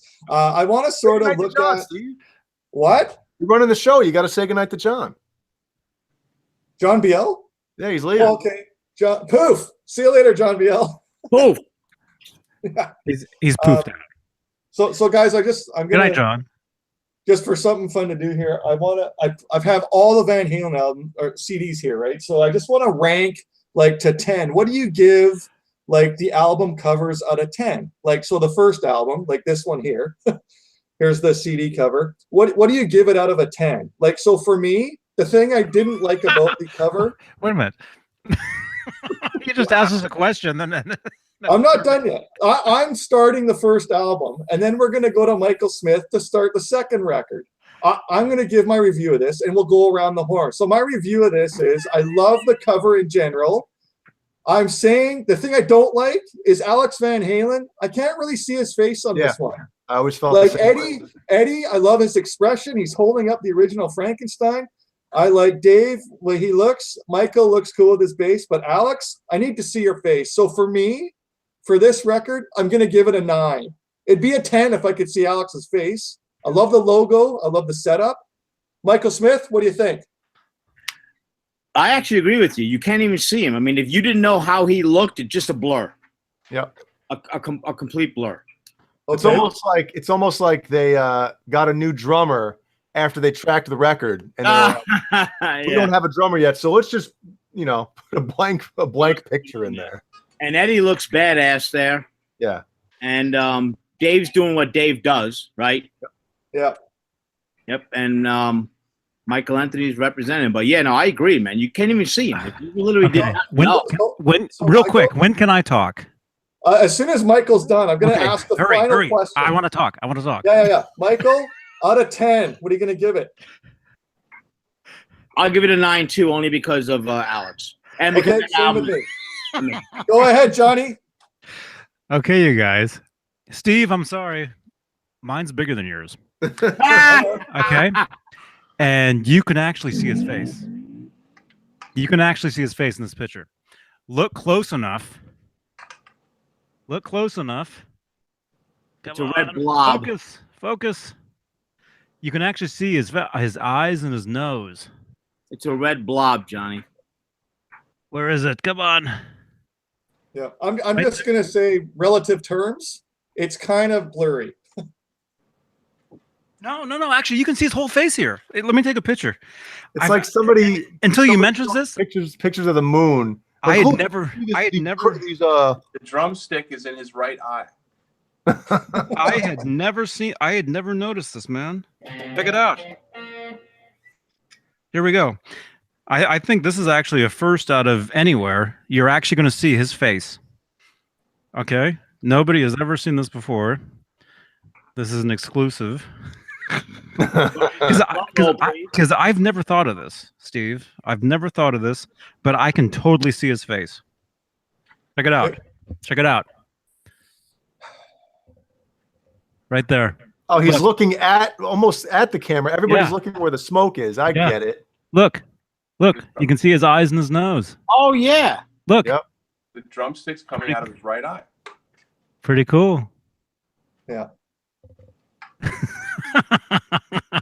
Of course, on a CD, you're not going to see that, but Here, okay, do I get my opinion on the first record? No, Jay's next. Sorry, Johnny. I didn't get to rate it. Yeah, we need Johnny's number out of 10. What do you like?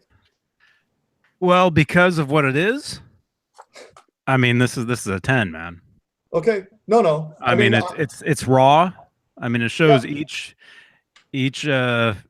musician as who they are. Look how clear Roth is on that, man. Yeah. Wow. I'm sure he made sure of it too. Yeah. No, on the CD version, he's not that clear. No, that's all I'm Really? saying. If Alex Van Halen's was a bit more clear, yeah. Oh yeah, show the back again. That's cool, man. I had this album on vinyl too. What, this? Yep. That one? Look at it. The Just insert? completely- The insert? Oh, the insert too. Yeah. The insert? Yeah, Here's my opinion. Or can I give mine? No, Jay's next. Okay. Oh man, I hate ranking. No, you can say whatever you want, Jay. I'm interested. That's all it is. I'm interested. I mean, it's like Johnny said, it's the impact of that, and it's very Yep. bold with Van Halen. The logo, Yep. the perfect logo is right in front. Yep. Van Halen, and it's got all four of them. Yep. And I mean, you can't really get any cooler than that, especially for what the energy. This cover is all energy. Says it all, man. Says it all. No, it's extremes. Like looking at the Beatles' White Album. Okay, that's telling me nothing unless you listen to it. You know what I mean? That's all I'm getting at is what's a great album cover and what isn't, right? Okay, Caleb. Sorry, Jay, do you have a number? A 10? That's too tough, man. I can't. I'm not good at that. No, Okay. no. You can't get up that easy. Come on now. It's a Roth era record, so it can't be a 10 for Jay. Okay, so you can go a 9. You can go a 1. Come on, pick a Well, number. I could probably more easier go like ranking them from coolest to, or not coolest, Top to bottom. Gotcha. top to bottom. But as far as like 9s and 8s and 6.3s and crap like that, Okay, Caleb. Okay, what's interesting about that? By the way, it does say David Roth on the sleeve, right? Yeah. somebody Yeah. check it. Right. It's pre-Lee. Yes, it is. David Roth. What I've always found interesting about that record and the photography was they're all sweaty and gross. And I can't recall another record where a band did that to themselves. That's interesting. Usually they're all polished up and perfect, right? Yeah, That's what makes it cool, right? These like guys, Johnny says, the energy. yeah, these guys look like they came out of the sauna. Yeah. Like, look, you can smell Alex. Like you can smell him. Look how happy he is. Look how sweaty he is. That's a great observation. That really is, man. Yeah, Caleb, it is. And you could wash dishes with here's our photo of us kicking in. you could wash dishes with Dave's chest. Oh, right. The hair sweater. Oh my god. Yeah, all the bands wanted to put their best face forward, right? Yep. And these guys look like they just, played a And I'll 2-hour see. set and killed everybody. So Oh, I rated it 10. There you go. awesome. Also, really quick. I have a friend. I know somebody that used to go to their shows at the Whiskey, in the 70s. She was actually, I think she might have been too young to get in, but she was always there. She used to hang out with them and stuff. She told me that Edward's mom made that T-shirt that he's wearing in that Oh, that's photo. crazy. Hmm. The stripes. Okay. Pretty cool. Cool. Stripes. Yeah. Okay, Michael Smith, you get to start this one. The cover of Van Halen 2. What are you going to give it? For originality, I'm going to give it 0. 0. Yeah, I mean, Do you like the logo? I love the logo. It's awesome looking, but I mean, there's really not. I guess they put a lot of work into the logo, so I'm giving it a 5. But it was already there. They already had the logo. It wasn't Exactly. like But Exactly. now it's 3D. They changed it up a little though. They changed it up. The 3D logo now. I'll give it a 5. Johnny? Van Halen 2 cover. What are you going to give After that first cover, it? I'd give it. It's still exciting. I mean, it's got like the burning, like underneath, like the fire. Yep. So yeah, I'd give it a 6. Jaybird? I think with the exception of Different Kind of Truth and probably Van Halen 3 just because of the music. That's my least favorite cover. And the reason I say that is because I like album covers that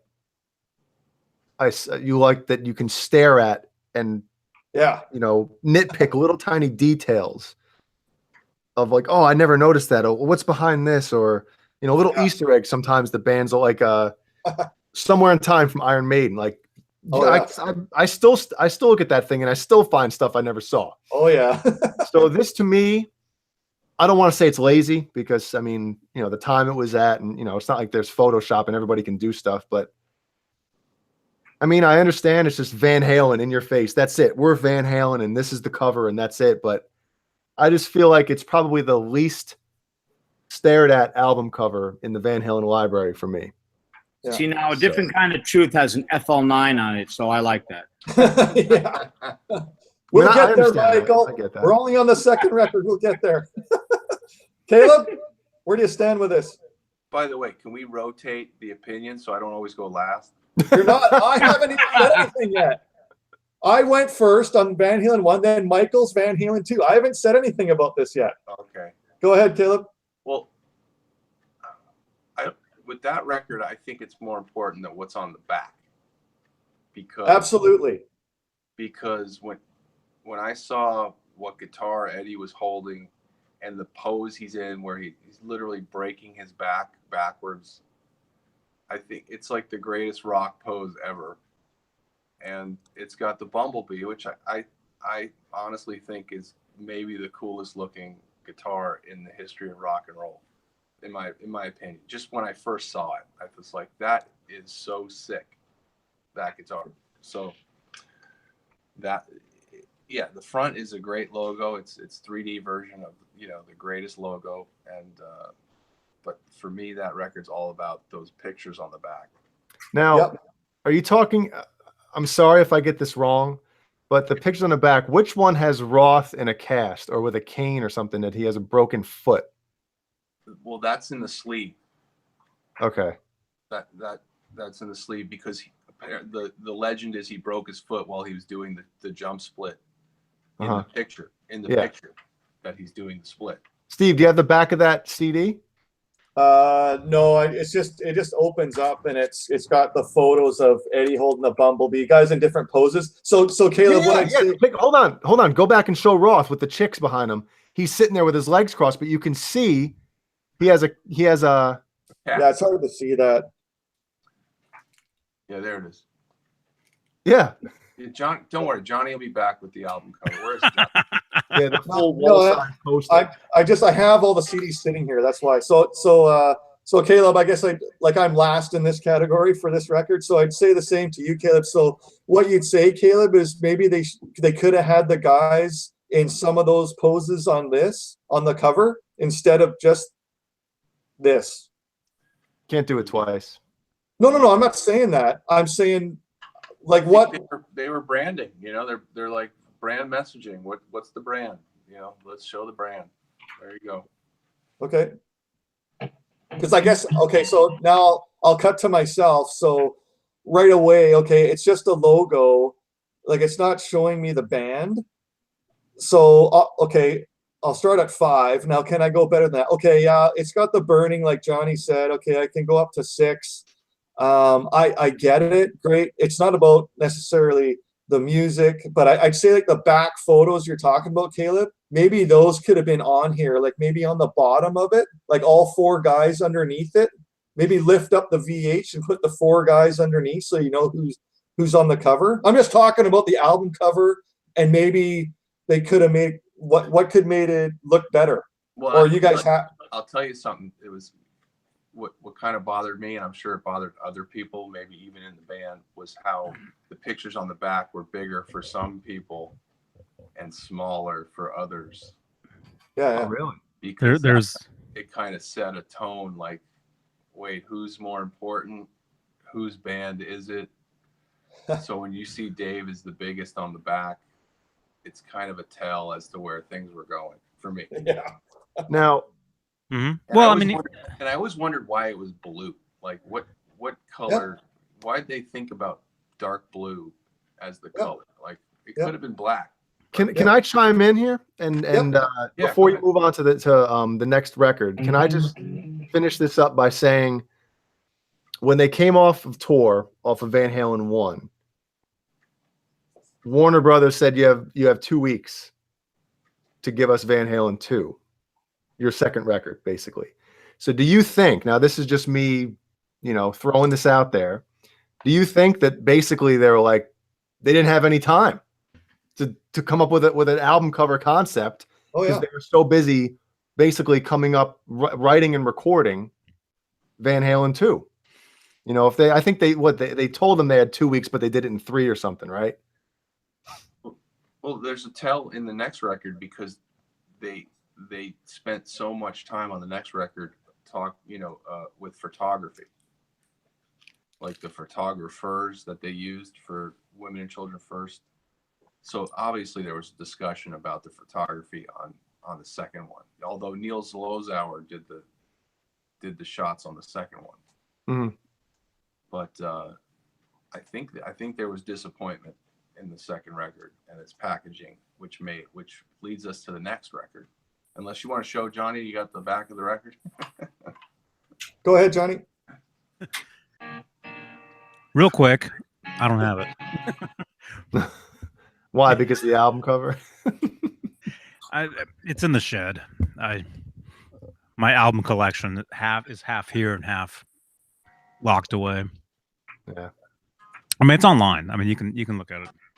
You can Google it. Okay. Next record, Johnny Beane. You get the go ahead. Women and Children First. What do you give it? I give that a 10, man. Right on. I love that. I love the album. I love that. And for some of you, if you're not a hella nerd like us sitting here, when they were doing that photo shoot, Eddie was actually playing guitar. Cool. He was actually plugged in to an amp and playing. How cool would it be to listen to that recording? Oh, imagine. Imagine, yeah. Oh, man. That would have been a fun shoot. Well, there was a lot of turmoil at that photo shoot, wasn't there? Yeah, even in the back picture, isn't Michael Anthony smoking a joint? Yeah. Oh, yeah. Oh, you should have asked. That was the question you should. Yeah, right. You should have asked. Sorry, him. it's really small here. That's the shot. Don't apologize, Steve. No. I'm just getting some heat in other areas, but yeah. By the way, that's the picture that Valerie Bertinelli saw and said, "I'm going with you guys to the concert." Yeah. Which one? The back shot. This one. Back Yeah. shot. She saw that photo of Eddie and said, "I'm going with you to the show." Hmm. They were going. Was it her brothers? Yeah. Her brothers were going, and she said, "Where are you going?" And they said, "We're going to see Van Halen." She goes, "Who are they?" And they showed her the record, and that's the picture she saw, and she said, "I'm going." Now, did she from that picture, did she want Eddie, or was it just? It was Eddie, dude. And Noel Monk tells the story in his book. It was that picture, and that's why she came, and she was on a mission. Wow. Look at that guitar. I want that guitar.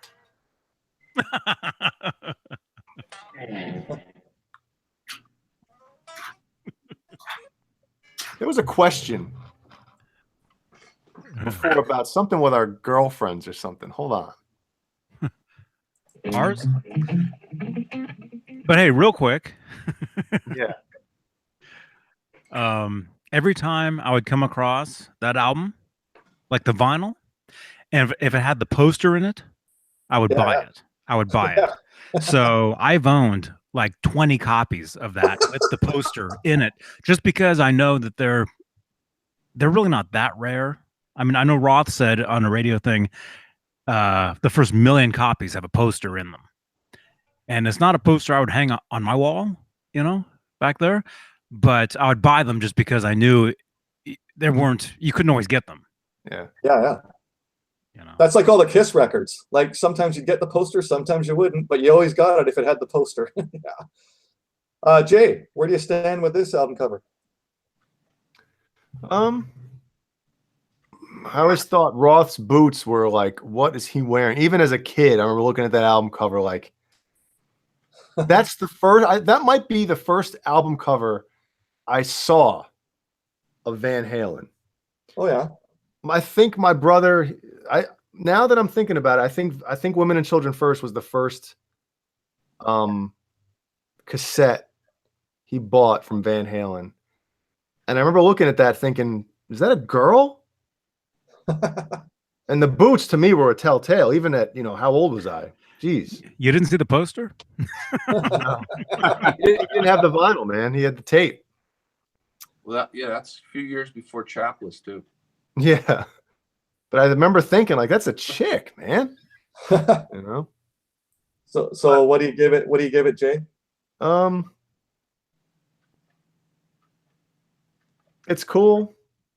Right on. I remember thinking that Michael Anthony, that was a whammy bar in the front of the guitar or something, and he was pulling. I was like, why is it, years later, obviously, but why was his whammy bar in the front of his guitar? But obviously it's not. But. Well, maybe, real quick. That's why, if you saw, was it Better Off Dead? Yeah. The hamburger scene where the hamburger gets up, he's playing the guitar. Yep. Everybody wants some. He wiggles the whammy bar, and it's in that position, I think, of where Michael's grabbing on the same guitar. Yeah. So maybe they made that claymation after that picture, thinking that's where it was. Wow. I'll have to go back and watch that. Yeah. Yeah, it's Okay. not. I'm not Go a ahead. huge fan. Now I'm getting crazy here, but I'm not a huge fan. That's what we do here. I know. But I'm not really a huge fan of album covers with a band photo on them. Huh. I like artwork, and I mean Van Halen 1 is different because that's like it's not just a group shot where like, hey, let's look cool, do something. It's like you guys said, like action type of thing. So that's different. But in my opinion, to me, that's kind of like a back album inside sleeve type of I prefer artwork on the cover. Okay. So- Can we quickly get to the best question in the chat all night, which is Fender Guru? Would you let Eddie hit your girlfriend back in the day? Hit or hit on? I think hit in the biblical term.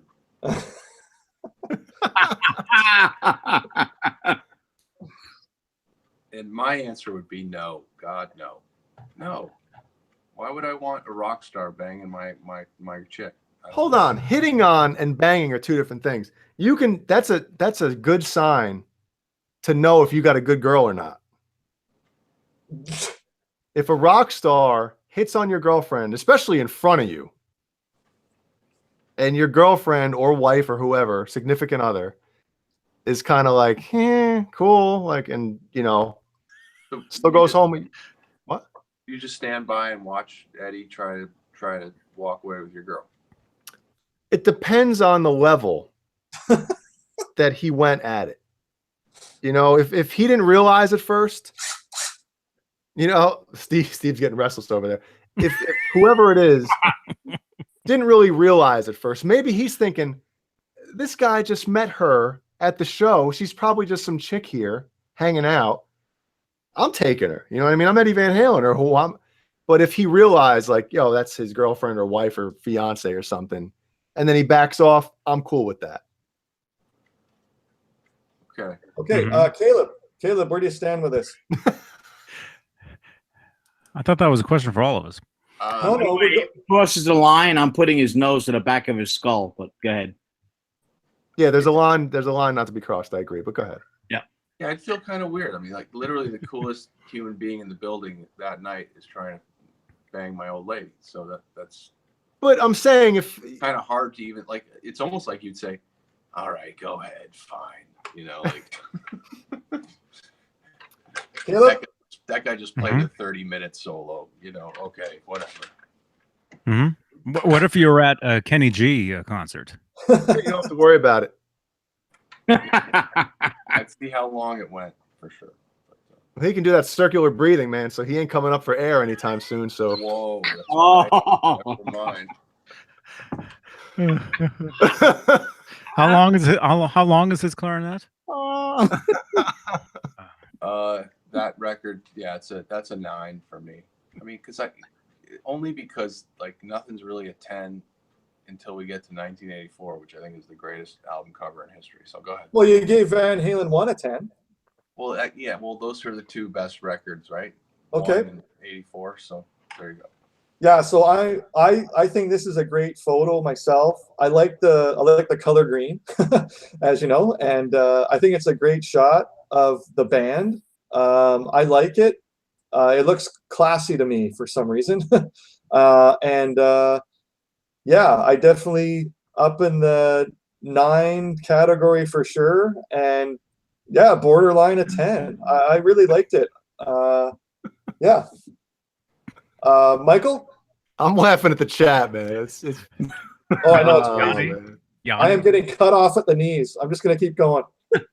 I'm giving that a 9 as well, only because I love the photo. I think Yeah. it's them in that time. It kind of captures what's going on as far as the band and their vibrato, if you will. in there. Did you say Exactly. vibrato or you meant bravado? But you That's meant what I meant. That's what I meant.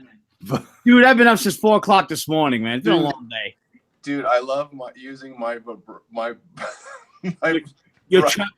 bravado bar. tremolo. That was awesome, Michael. It's yeah, it just represents the time, man. It's yeah. I'm giving it a solid 9. Yep. Right on. Jay Hannon, 4th release. What do you think? To me, that is one of the album covers. You couldn't fit the mood of the music better than that. I kind of wish there was a Van Halen logo on it, but maybe it's like it would almost take away from the artwork. I think that to me might be, if it's not my favorite Van Halen cover, it's up there. Even though it's already a small section of a bigger art piece or drawing, whatever you want to call it. Michael's in the middle of a storm in the Pacific. We're losing him. If the best Van Halen cover has to be a 10, that would probably be mine. Right on. Because of the way it fits the mood of that record. And you don't think the band should be seen anywhere on it? No. Okay. Not at all. No, it's perfect. Okay. You know, I remember that's one of those albums I remember staring at, even as a kid. Yeah. When my brother brought the tape home, man, I just remember staring at that album cover, thinking like, "Oh my God!" You know, it was like just that eerie feeling, dark feeling, just staring at the artwork, and then the music just fits it perfectly, man. So Okay. that's my Van Halen 10 right there. Awesome. Caleb? Yeah, well, I mean, as far as, you're trying to figure it out. I think when I first saw it, I was like, what is going on? And I think that was the whole idea. They wanted you to look at that, go, what is that? And because usually the first reaction they want is, that's so cool. But you're not getting it with that. You're getting, what am I looking at? Mm-hmm. Yeah. I have to look more. Give me a minute. Give me 5 minutes. Give me 30 years. Give me 30 years. So that's what great art is. So I think that's the artistic album cover probably of all time. So there you go. Right. So that's a 9. Yeah. So my 2 bits on this. Yeah. Same with me, Caleb. I love the artwork. I think, correct me if I'm wrong. You can yell at me. I don't mind. I think Alex Van Halen was the one that sort of dug this out of the archives. It's called The Maze. Is the name of the piece of art, and it's just like Jay said, it's pieces of it, and if you guys Google it, you can see the whole the painting, the whole piece of this. It's really cool. And yeah, I guess the part I like the most is this guy right here is just, he's on his back, head on the pavement, and he's receiving. The guy's just giving it to him right in the face. So that always gave me a snicker, actually. Hey, let's make a deal. If the four or five of us are ever together, like on Halloween, we'll dress up as that album cover. Yeah. Each one takes a character. Okay? I can already do that. You already got the hat. Thank you to Steve. Michael, you didn't see? He sent me a shirt of that album cover. It covers my entire body. Oh, really? Yeah.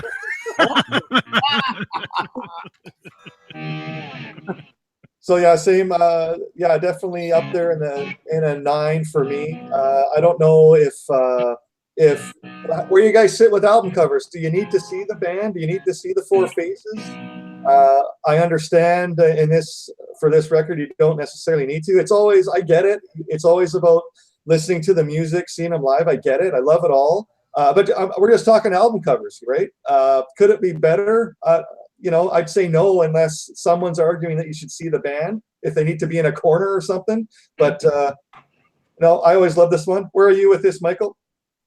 10. Wow. 100% 10. That's it? Yes. By this time, Van Halen fans know Van Halen, right? And they don't need to be front and center as far as putting the band on the album covers. And it fits the mood of the album. So 10 in my book, 100% 10. Right on. Johnny B? Oh, was that me? Your turn, buddy. Am I hearing breathing? Your own. What? That's me? Okay. Really quick. There's a couple things I want to say. Yep. Where is it? I wanted to talk about that album cover. You can Google it. I can't find when that thing was actually done. My phone battery is. His last name's Perlick, yeah. But that album, that cover that's a painting. Yeah, like you were saying, called The Maze. Yeah. And if you want to see the entire thing, this is what it actually looks like.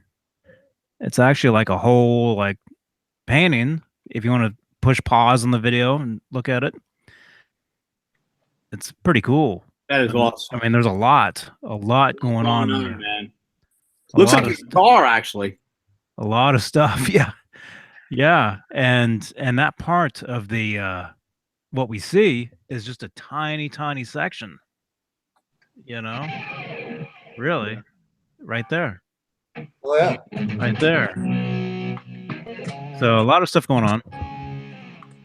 And didn't the I almost said author, the artist, wasn't he kind of mentally ill or something, and those were like the things going on in his brain about the way he was feeling? Some sort of something. VHND actually has an article about this cover. So you can Google it, and you can check out VHND. Also, somebody said something in the chat I wanted to really quickly address. I wanted to do this earlier, but we had to act like I wasn't here. For obvious reasons. Spanky, you're probably joking around. Spanky says, "Hi, Johnny Beane. I just got back from a concert. The band had been run out of New York City and came down south. They were awesome. Called Just 60s. Okay. Oh, so they're playing by me now. So anyway, David Nesdahl, the guy that was in here earlier and fell asleep, it was his mom's birthday yesterday, and she wanted to go out and see a band. So they were playing a gig. They went to see it. His mom had a great time, and they come back. And this is earlier this evening in the previous video on the channel here. David Nesdahl jumps in with us. It was Jay and I, and he's like, "Guys, I just saw this band, and they were terrible." Okay, which he can say, he can say whatever. If you don't like something, that's fine. But you don't have to mention people by name or mention stuff by name. That's not cool. You know, that's not right. Not right. So anyway, I looked them up. I checked them out, and I thought they were pretty good for what they do. I thought it's fine. They play 60s covers, and they're playing much bigger stages than Nesdal has ever played. I'll guarantee you that. So I just want to say, if anybody from Just 60s, if you happen to see this, you know, don't judge this channel by what Dave Nesdal was saying earlier. So because he says a lot of stupid things. All right. So what? Caleb. Wait, did I get the answer? No, fair warning. I didn't get the answer. I didn't get answered. That album cover, yeah, it's another 10. It totally explains the what was going on at the time. The mood of that album. Yep. The sound of it. It's a classic. Right there on. You go. Caleb Rapoport, you get first dibs at Diver Down. What do you think, album cover wise? What do you think? I mean, I don't, there's really not much there. Were you a diver at all, Caleb? Were you ever a diver in your life? No. Okay. I'm sure there's double meaning there. So I wasn't thinking of that. But I mean, I'm sure that's why they used it. Well, that's what that means. That's the official logo for the divers. The flag. Yeah, it's the flag. Yeah, we have one here. We have one here. Yeah, and I drive past them on the freeway, and that's their flag. Think of Diver Down.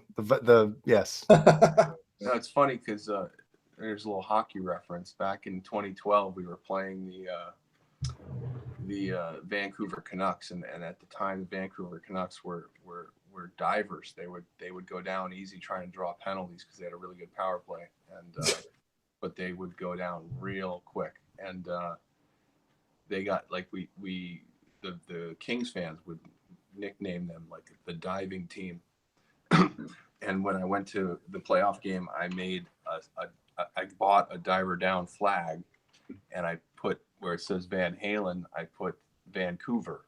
Oh, that's hilarious. And so I had my flag, and it was the Vancouver Diver Down. Anyway, it's not, it's obviously not impressive at all,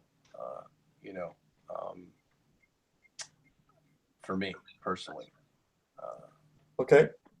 So there you go. All I see is like a close up on Eddie's guitar, like a real close. That's what I see. Yeah, someone in the chat mentioned that. So I guess I'm next here. So I guess what I'd say, Caleb, like I love the back. The back, yes, the back. The photos on the back are. Yeah. So I'd say for the front, maybe they could have had this little flag in one corner, like a quarter of it, and the rest of it, like give me some of these on the live shots from the Fair Warning tour.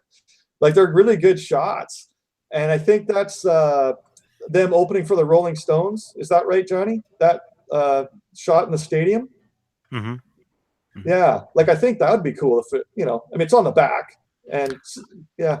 I think it's reversed as well. It is reversed because you can see the pedal boards on the other side, and plus Eddie's always on the left when they do that, and he's on the right. So did they do that just because of the flipped stripe? So it's like, we got to put the band on the part where there's no stripe coming across. So they must have. Yeah, the crowd was bigger on the left.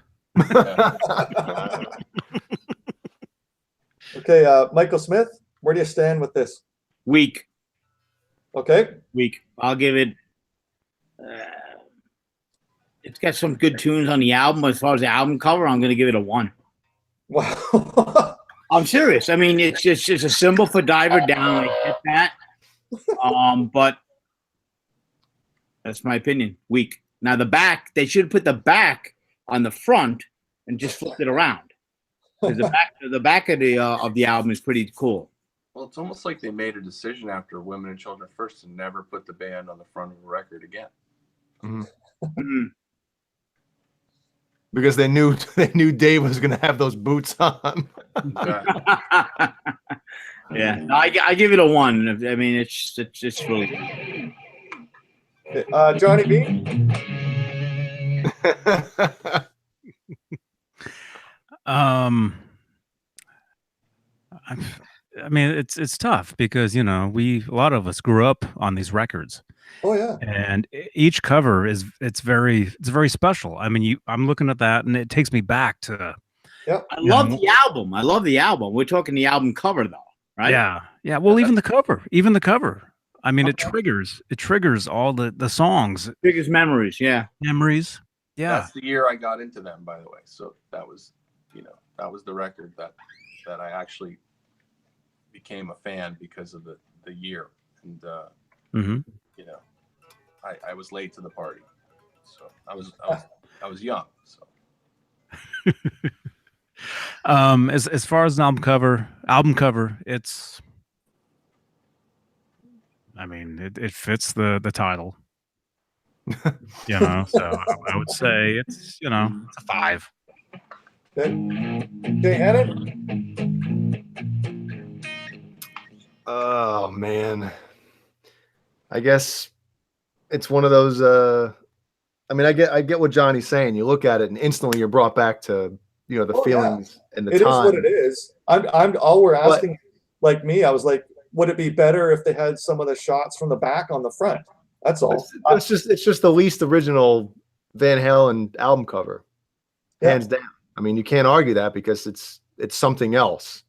But I will say that Johnny, you've seen my Ibanez RG 760 that I used to have, my first like real good guitar, the black one. Mm-hmm.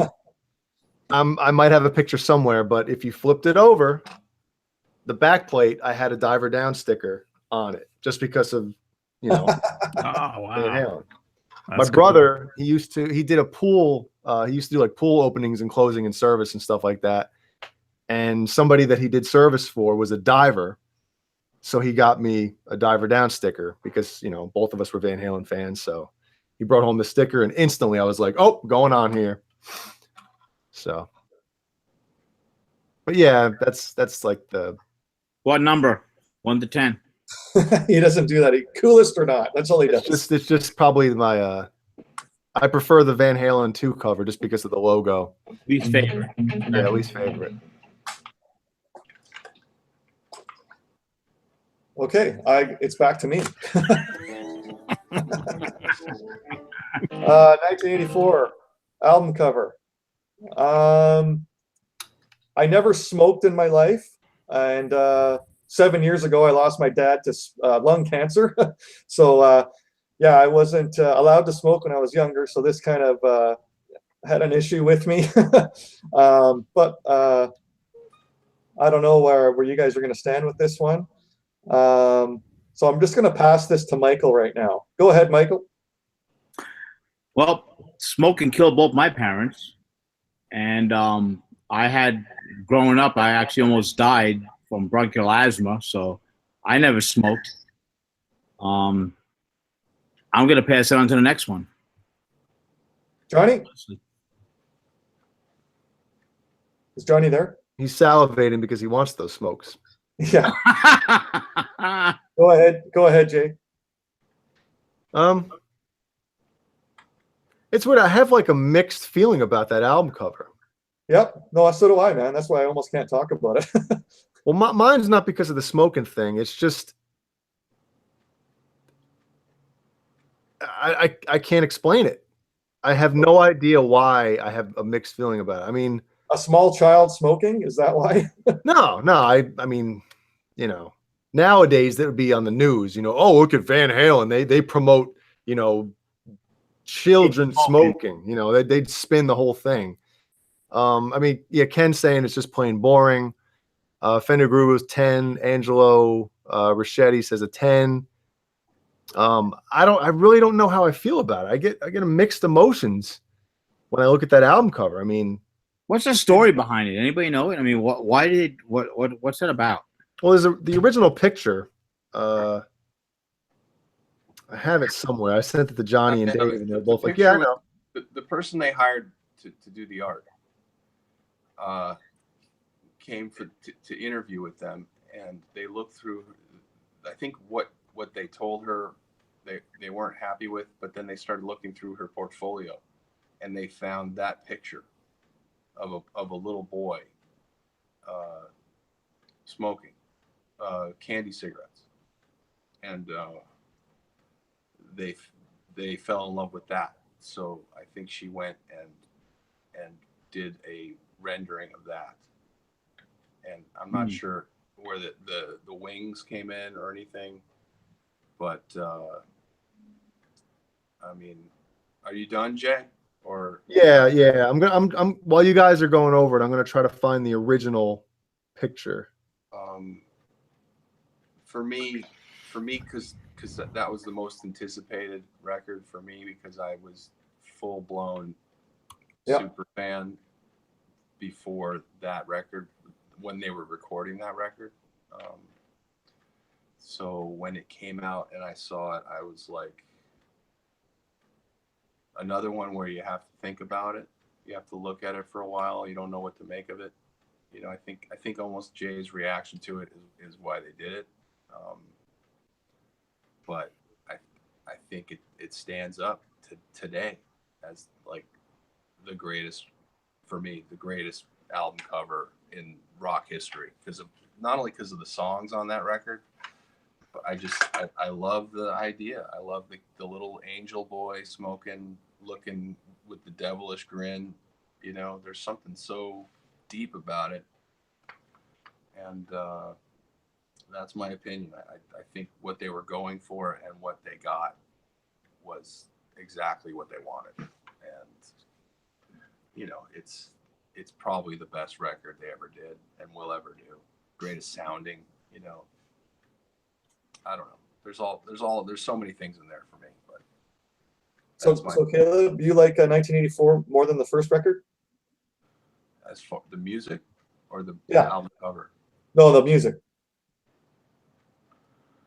You know, it's like one of those things. It's impossible to compare. Okay. Because it's like the full arc of the band. The beginning and the end. You know, my personal opinion is Hot for Teachers, the greatest 3-instrument 1-pass recording in rock and roll history. There's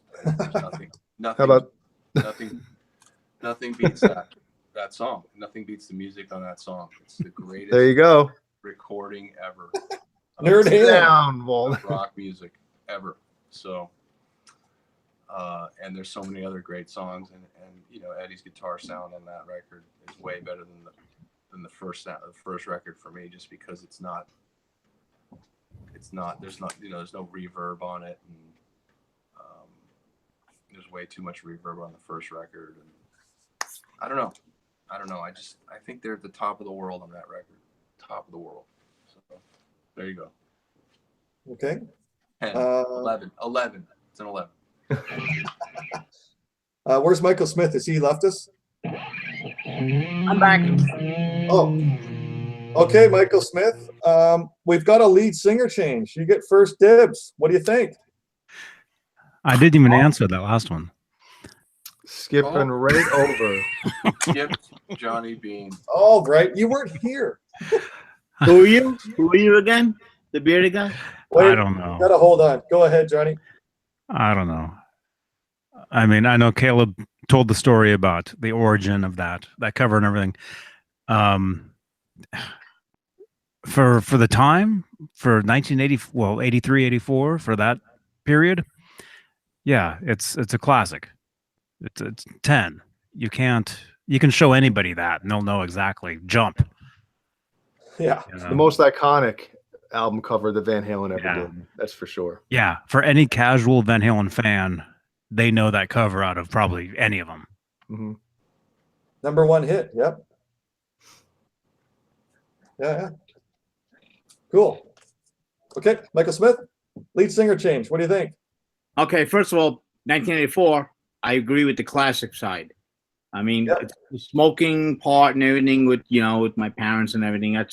That is what it is. But that's a great point, Johnny. If you're just a casual fan, bingo. That's Van Halen to them. That album cover is Van Halen.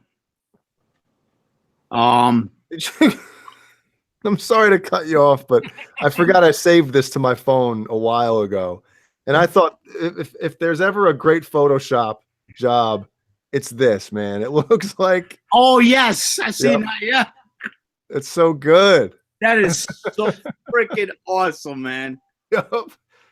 And the look on both of their both of their faces. The look on, it's almost like they are posing for that picture. That really is awesome. Man. There's still 40 people watching this. Yep. 40 psychos going on. I actually like that album cover. I remember seeing it for the first time and getting into the whole new era, if you will, of and I love the album. I think that the album is excellent.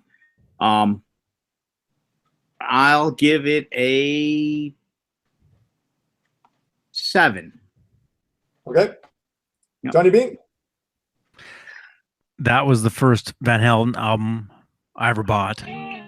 Wow. Right there. So to me, it's the most special, and I get so much hate for that. But it's because, It's a the great first thing- album, man. it's the first thing you get into. That's what you know. It's the most anticipated record of all time. Mm-hmm. That's a great Well, point. To me, it wasn't. To me, it was just a record. To me, I only knew Van Halen from the Hot for Teacher Panama Jump videos on MTV. Yeah, me too. The Eddie Van Halen cassette in Back to the Future. The guy, I'm Darth Vader. That's all I knew when I bought that record. I didn't know anything like Caleb. I didn't know anything about anything else. But so to me, yeah, that's a very special album, special cover. But I wasn't what am I trying to say? I wasn't anticipating what everybody else was when I bought it. To me, it was just, oh, it's Van Halen. Okay, I'll get it. Yep. And it changed my life totally. So, Yep. but as far as the cover, I think I said 10 with everything else almost. It's an 8, I would say. Okay. Jay Hannon. Caleb, by the way, the anticipation of this album was absolutely insane, man. Mm-hmm. The most. Yeah. Because the most unsure feeling ever was, what are they going to do now? How are they going to do it? Yep. How's it going to work out? What's it going to sound like? Is it going to be Van Halen? It was so many questions. Kind of like getting reinvented the Van Halen wheel, if you will. Well, Hey, Jay Hannon, where do you stand with this? You're muted, Jay. Or am I? I'm muted. Sorry. Oh. Dry Heat says, I think Sammy had to carry the weight of the world joining Van Halen. I agree, but Sammy, every time he's ever talked about it, he said he felt no pressure. And he was just being himself. It wasn't going to worry about, any of that stuff. I think normal people, any normal singer jumping into that band at that time, I'm sure would have felt enormous pressure. But Sammy's a different breed, man. He has confidence. He doesn't have to worry about, but whatever.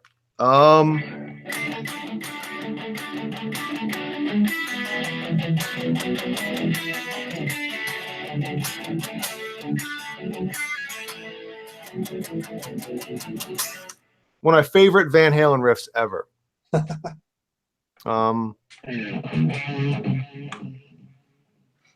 What probably the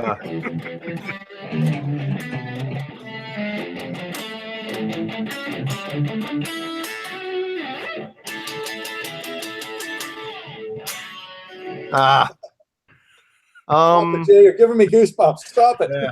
I got goosebumps playing, and then I end up cocking it up. Oh, Thumbnail. crap.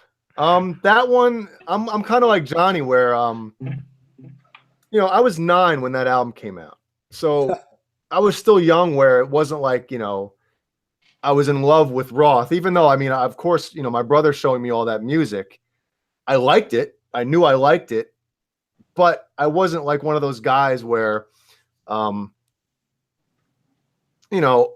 I was 20 years old or even 15 year old, where I was like in love with Roth and he left and now Sammy, it's like,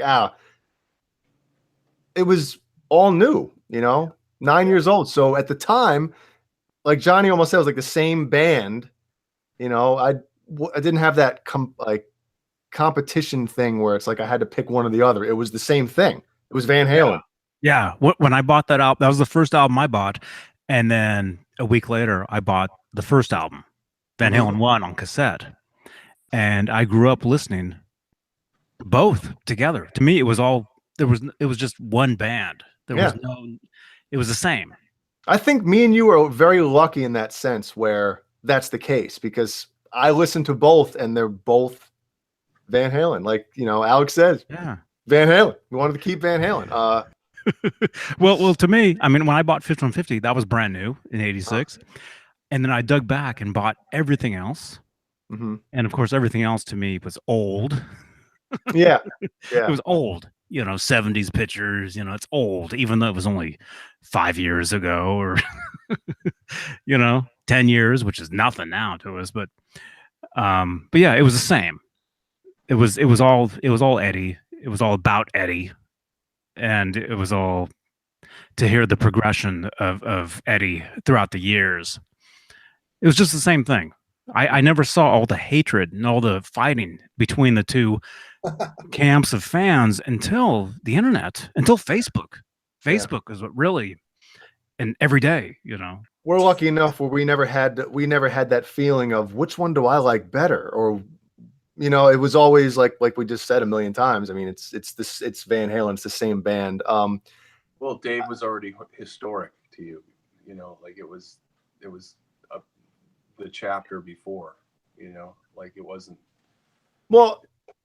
the same era, like it's like your mom remarries and all you know is your stepdad, but you have a real dad too, who's there, and you see pictures of and you hear stories, kind of like that. No, but think, MTV, when '84 came out, and it was Hot for Teacher, and it was Panama and Jump, obviously. And then after that, when Roth did his, Crazy from the Heat and all that crap, like he was a star, you know what I mean? And I remember seeing that. So it's not like it wasn't, where Roth wasn't a big deal in my mind. He was, obviously, but I don't know. It's just weird, man, when I think about it. But that album cover, Steve, it's strange to me, but it's the first album cover that looks. Remember when CDs, when you look inside a CD cover, right, and you see like back in the day it was like ADD or AD or something like that. It was like recorded in analog, mixed in digital, mastered digital, and or it had AAD, right? It had the whole explanation about this was recorded on analog, transferred to digital, and it doesn't. Some won't Yeah. Yep.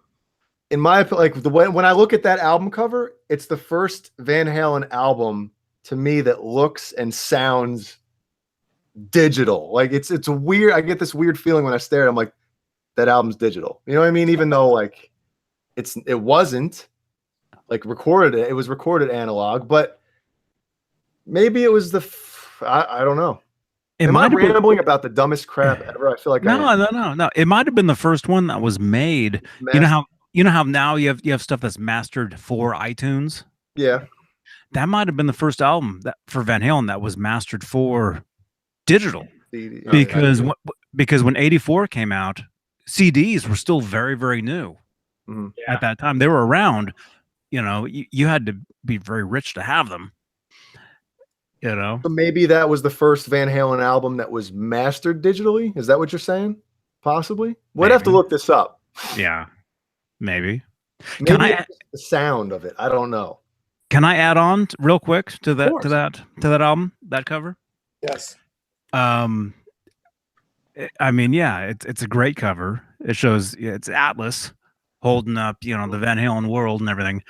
But it's the back of the album where I don't know if you have a picture of the back of the record. I think it's on the flip side of that, where it's like, this is the brand new. Here, I know He everybody. looks like he's 10 years old in it. I know everybody's seeing this, but that's the egg cracks, and there they are. Yeah. look at that. And the Atlas is laying down. That's good. Yep. Yeah. And Mike has the Mickey Mouse shirt. Hey, John BL, are you here? No, and Alex looking like he just got done watching the Terminator. He looks like the Terminator in that. Yeah. Well, he looks like he created the artwork, which he did. Yeah. Yeah, that's cool. Mm-hmm. I got that. Yeah. I remember my family was on vacation in San Diego, and we were driving around, and we hit like 2 or 3 record stores on that Tuesday, you know, in March of 1986, just to try it, because I had to get it immediately, even though we didn't have a record player to go to. But I had to have the physical album in my hands that day because it had come out, and I totally remember getting it, you know, back when music was cool. Mm-hmm. Well, real quick, I remember going to Target. You know, this is back when Target was brand new. You know, 86. They had opened, you know, that year before, the location I was at anyway. And I remember going to the music section, and they had 2 displays right next to each other. One was Dave Lee Roth. What was the album? Was it Yankee Rose? Eat 'em and smile. Okay, I'm sorry. Okay. All right, thumbs down right now. They had Eat 'em and Smile, whole display, and then 5150 Van Halen. And I looked at both those displays. I thought about it. I knew the videos that Roth had out at the time for those, and I thought they were funny. I thought, you know, there was a lot of humor in those videos. Mm-hmm. But I just thought, well, to me, musically, I got to go with 5150. I mean, it's Eddie Van Halen. There's no, to me, that's it. Yep. Thumbs up, please. Thank you. Thumbs up. So final thoughts, Caleb. Like, what do you think, album cover wise?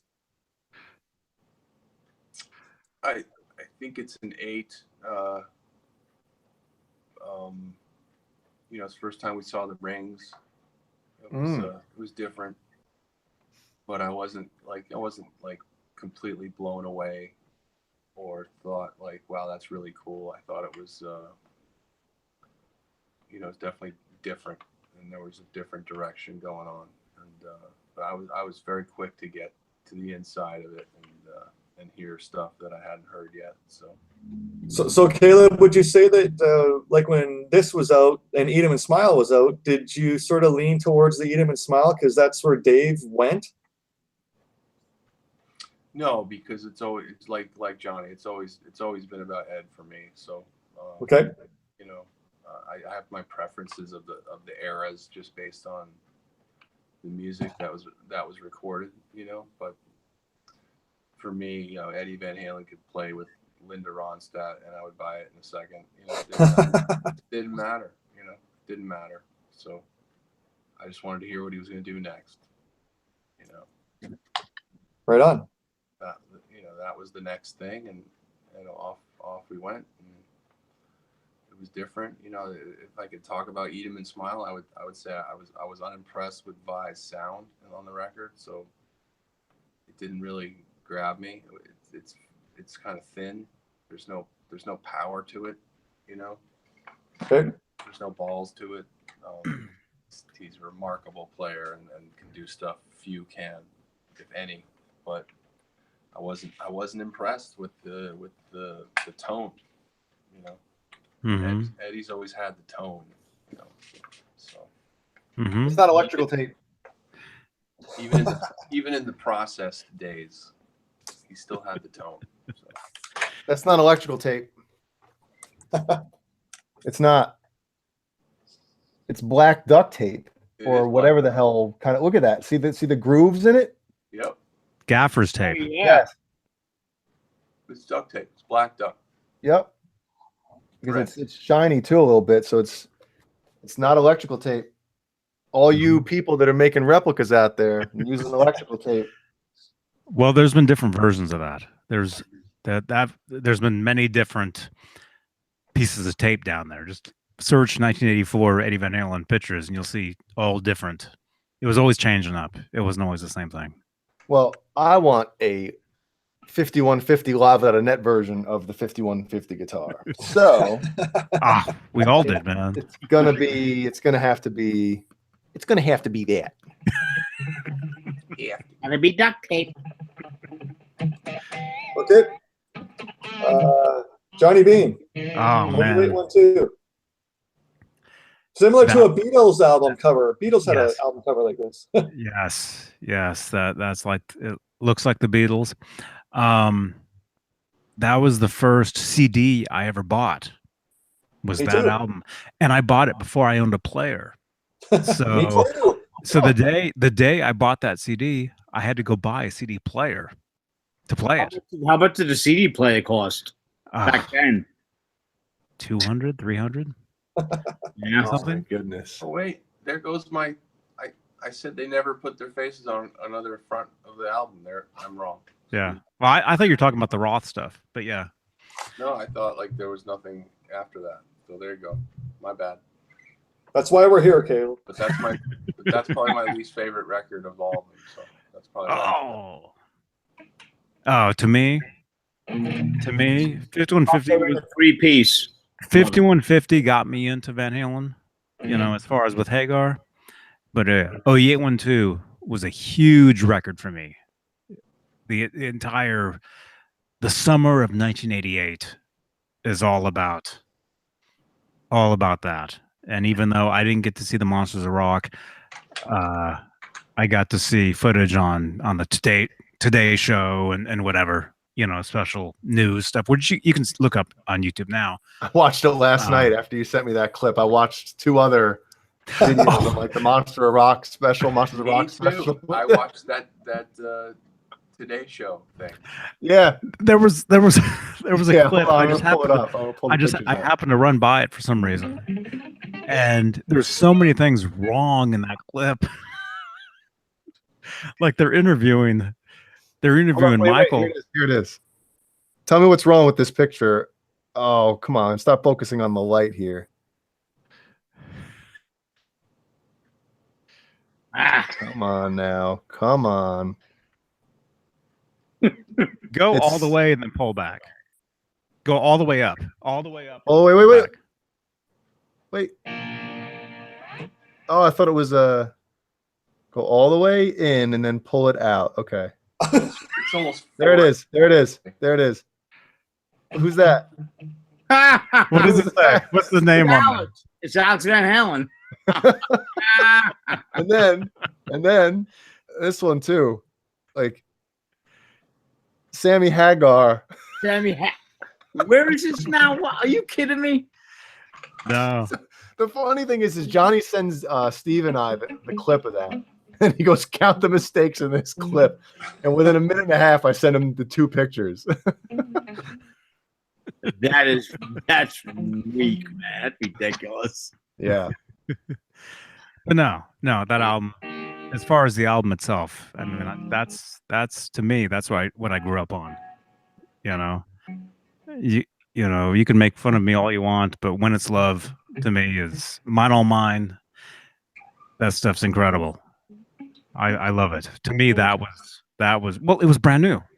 I had just gotten into the band. Think about it like that. You know, you're a kid, you just get into something, and that's the brand new record. So to me, that was Van Halen.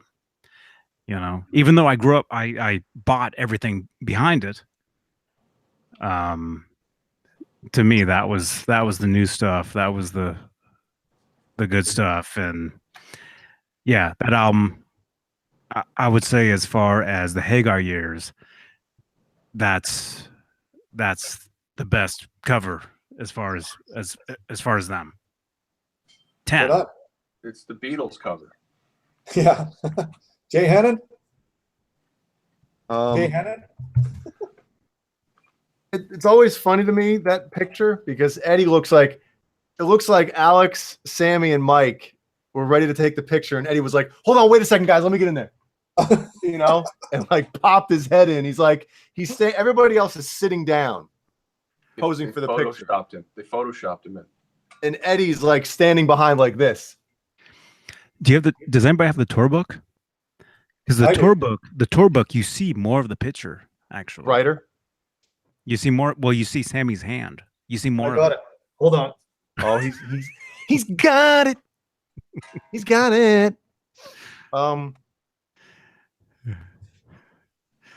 That's cool. Is this still me? No. To me, 0812 was a huge big deal to me. We know. Yeah, here's the bigger shot. This is the tour book. Yeah, this is the bigger shot. Yeah. Oh wow, you can see his hand. Yeah, it's a bigger shot of that photo. Yeah. Yeah, cool. Yeah. Because I have the tab book, but you can't see anything.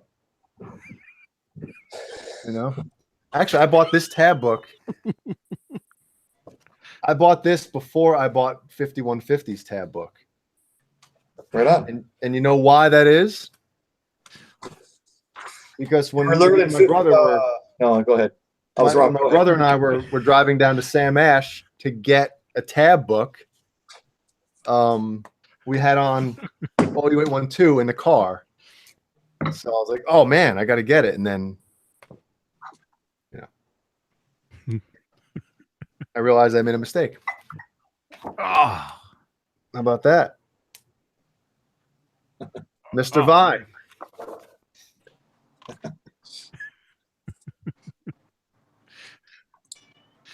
Caleb, where do you stand with this? As far as album covers, I mean, Yes, sir.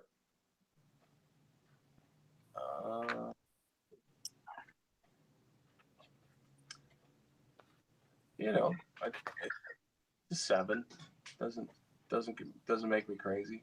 You know, Okay.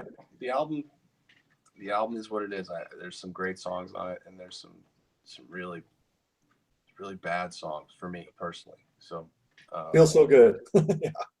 you know, Feels So Good, Apolitical Blues. Like I remember listening to that, going, you know, like how does this make it on a record? You know, like when he has a quote like, you know, like, yeah, well, if we don't like it, it doesn't come out. You know, like, well, how did you like that?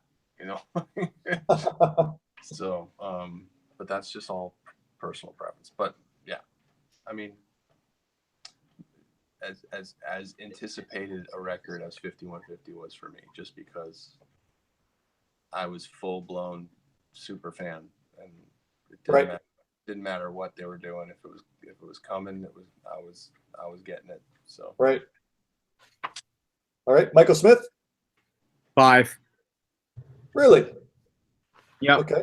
I mean, to me, it looks like they, how much effort did they put into it, right? I mean, as far as I'm concerned, and then Eddie's head just floating in the background. Yeah. photo bomb. So you agree with Jay on that one? Yeah, I mean, Eddie actually looks out of place in that. He does. Yeah, yeah, it just looks, yeah. And I like the album. It's got, like Caleb was saying, it's got some good songs. Got some weak points to it too. But yeah, it's just I'm being generous, giving it a 5. I mean, Eddie's he's like an orb hanging in the background right there. With his butt chin. Yeah, The shadow is like big time on it, you know? Yeah. It's like I don't know what the hell they were thinking. Let me just pipe this in real quick. Yeah. I feel like when I listen to this album now, Yeah. in my opinion, I feel like it's the one Van Halen record that almost feels like they didn't have enough material. Mm-hmm. Right? Just something's missing. It doesn't have, you know, I mean, if you think about it, 5150 only has like 8 songs plus inside. But when I listen to those 8 songs, I don't feel Gypped. yeah, I don't feel gypped. I don't feel like, oh my God, I you know, of course you want more, but it feels, you know, like everything that needed to be accomplished was accomplished. Yeah. Okay. Like This album. Sucker and a 3-piece for me was like it's self-indulgent. You know, it's Well, the lyrics aren't. yeah, but even the playing on it, it's just like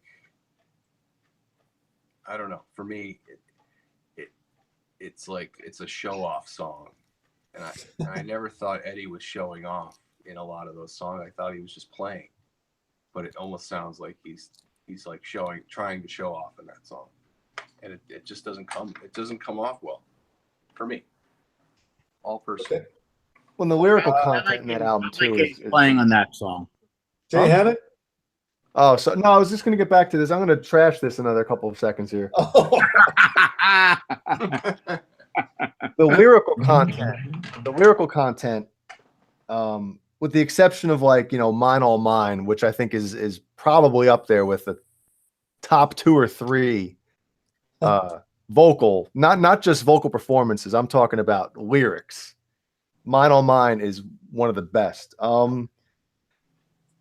But I feel like, you know, finish what you started, you know, of course, like the lyrics fit the song and I get it, whatever. But like Black and Blue and Sucker and a 3-piece, like the lyrics to those songs are just like, you really saying sexual innuendo. I love the record. Fender Groover, I love Oh You Ain't One Too. I'm not going to say I don't like it, but I just feel, like I said before, it's almost like it feels a little rushed and unfinished and they didn't have enough material. But Get through it together, kind of. yeah. They were starting to believe their own hype at that point, and they got a little too like, oh, let's just have fun with this record. Jay Hannon, first up. What do you think? That is the first Van Halen CD. That because I didn't own any of them to that point on CD. I was always borrowing my brother's stuff and copying, or as we said back then, dubbing stuff. That's the first one I went with my brother.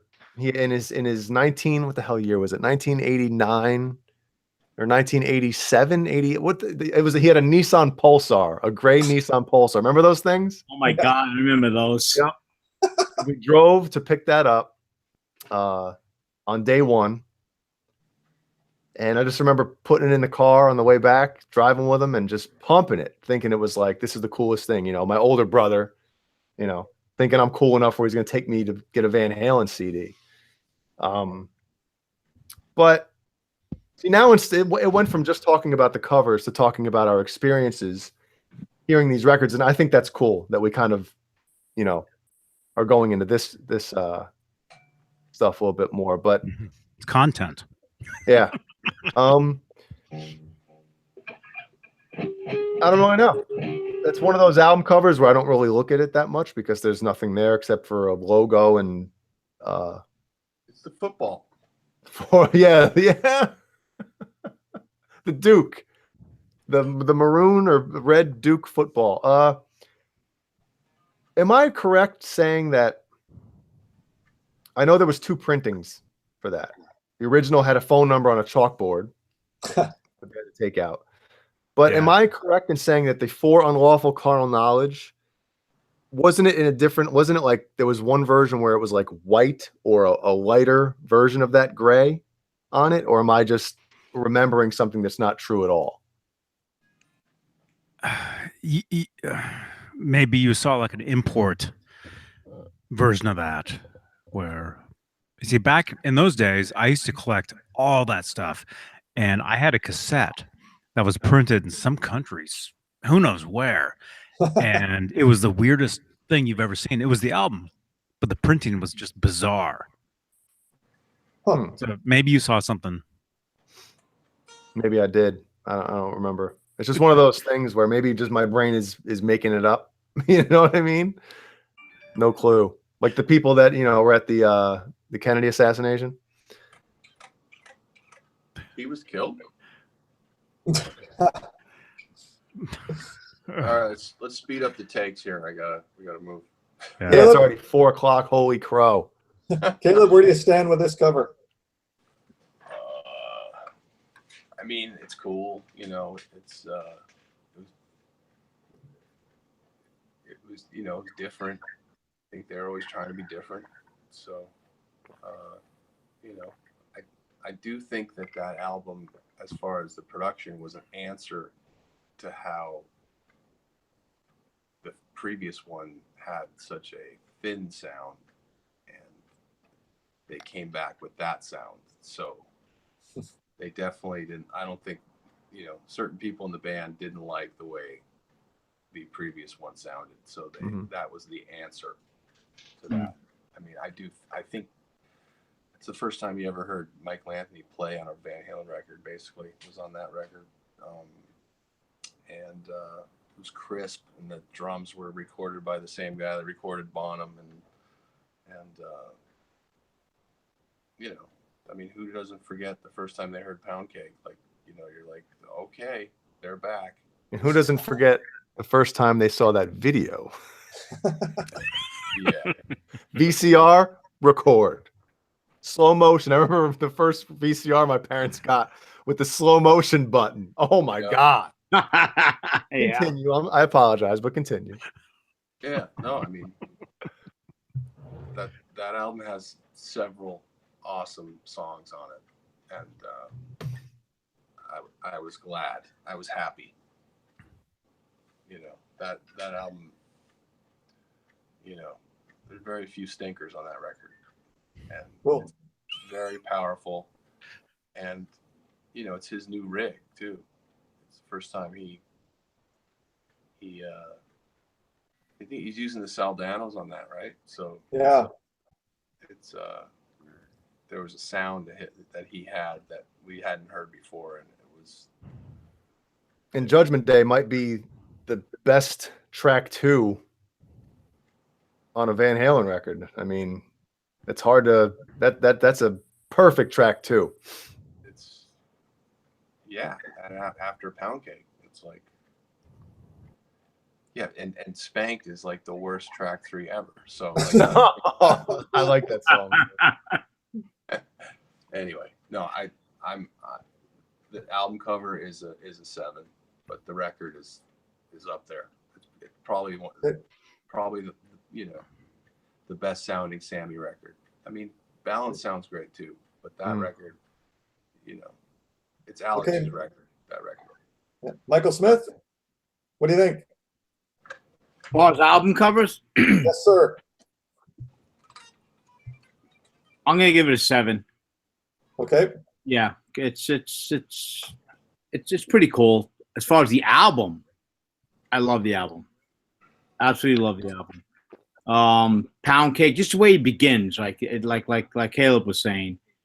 They're basically saying, okay, maybe we kind of get a little weak in the last album. Guess what?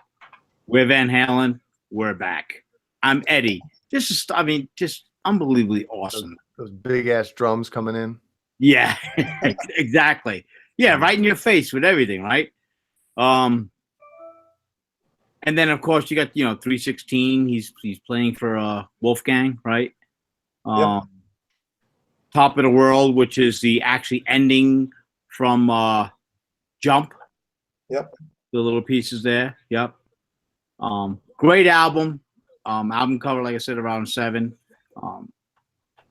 Yeah. Okay. Johnny Beane. Hey, great cover. I remember seeing the album cover on MTV before the album came out and seeing that logo and being like, oh, that's cool. That's the cover, That was awesome. And like Caleb was saying, yeah, it's like a football or something. Yeah. That's Yeah. I think that's actually what it is. Like pigskin. I think somebody said that at one point. Formaldehyde. Great. Yeah, it's cool. You know, I went out the day it came out, bought the CD and the cassette, and of course didn't have a CD player in the car, so I had to listen to the cassette on the way home until I could put the CD in. Now, did you pick back up where you left in the car? Or did you start it from scratch? I probably from scratch. Probably. What was I going to say though? There's a lot of different things about this record. Well, Jay was talking about how they had changed the inside of the liner notes, the pictures, because on the original pressing of it. Why am I whispering? Because I can't talk too loud at this late at night. I'm right next to a wall here, and my neighbor texts me and says, "Hey, shut up." Here, I'll do this. There we go. Golf. Yeah. And now, yeah, if you look at the original pressing of that, open it up and you'll see a chalkboard. Yeah, it's right here on in the the corner. inside. Yeah, it's right here in the corner. Sorry, that's half of it. The other half is on the front. When you turn the page, it's right here. Is that the original pressing?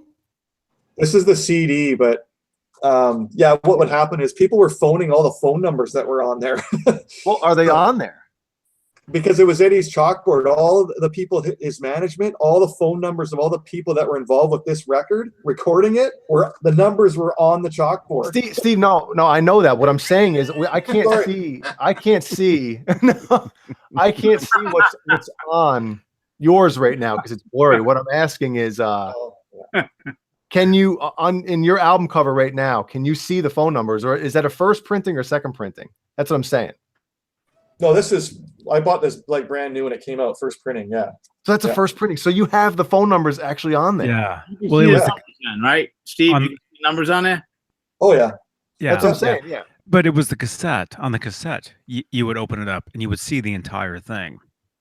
675-309. And you would see a chalkboard, and it had a bunch of stuff written on there. And a few of the things that you could make out was you could see Alex, you could see his phone number, and then I think you could see Steve Ripley's phone number. You know, Mr. Ripley himself, who is a friend of mine. I've asked him to come on. He declined. He's awesome guy. But I don't know. Either one of those two numbers belonged to somebody else, and they were getting hammered with phone calls at the time when this album came out. They were called their last name.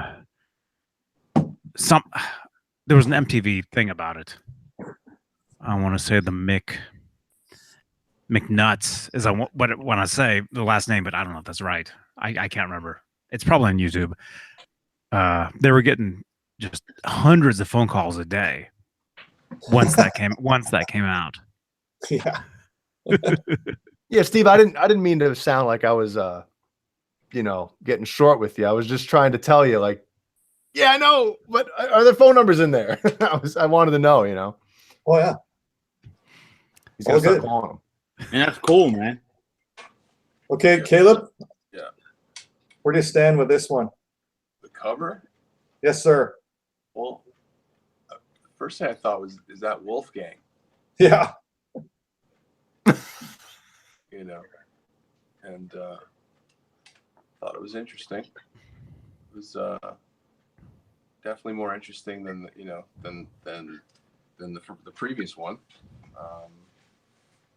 But it's cool. I think it's an 8.5 or not, close to a 9.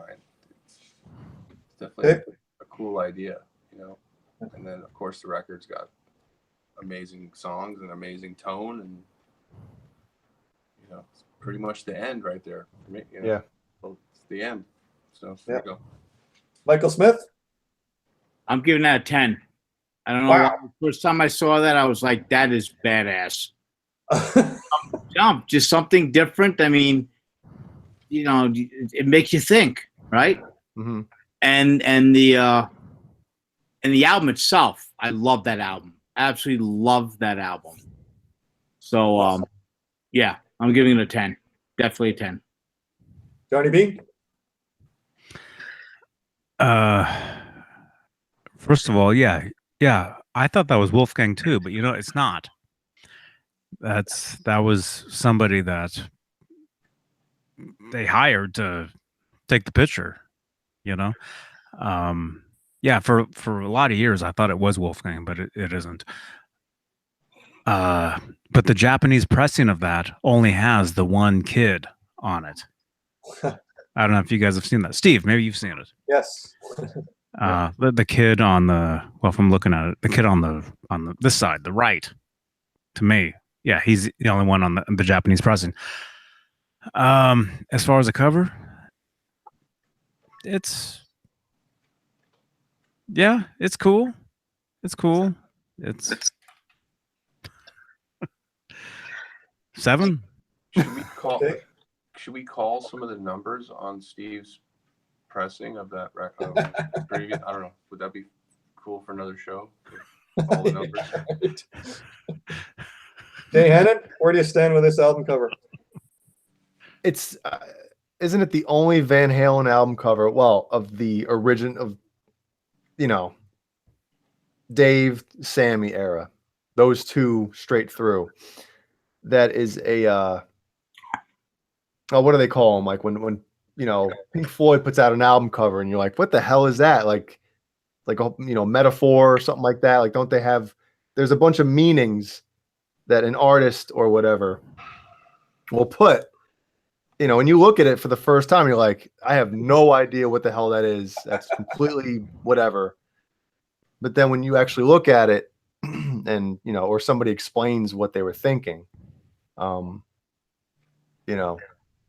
that, in my opinion, that was them trying to, make people look at an album cover and think for once.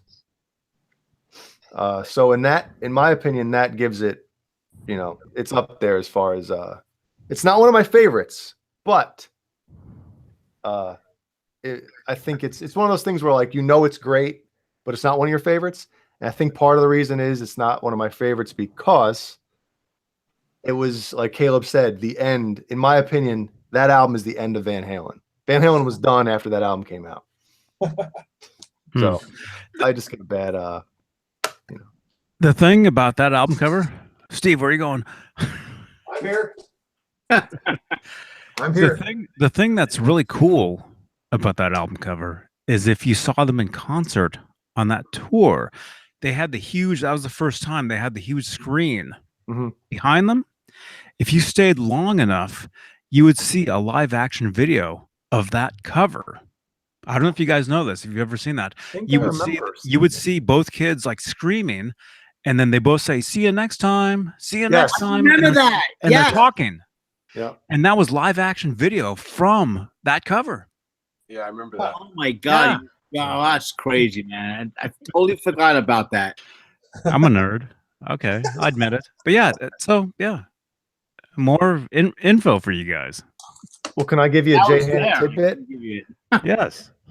That was definitely the first Van Halen album that I skipped school to buy.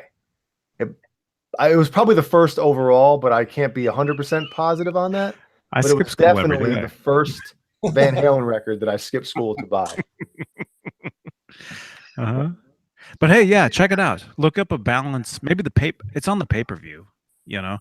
It's a cool ending to the show. Like, both kids are screaming, and it's really cool.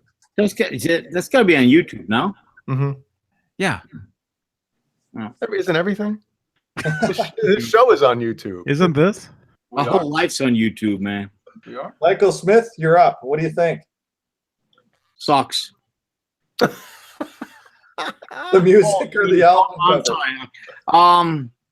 Well, that's actually a famous photo that they put just Van Halen 3 on it.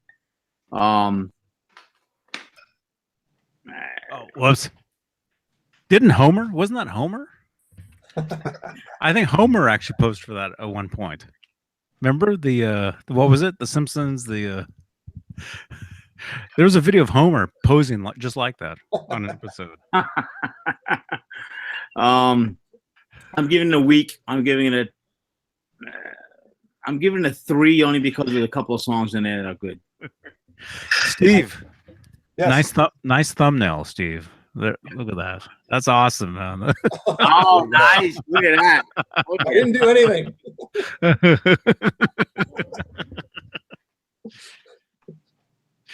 Okay, Johnny Beane, where do you stand with this album cover?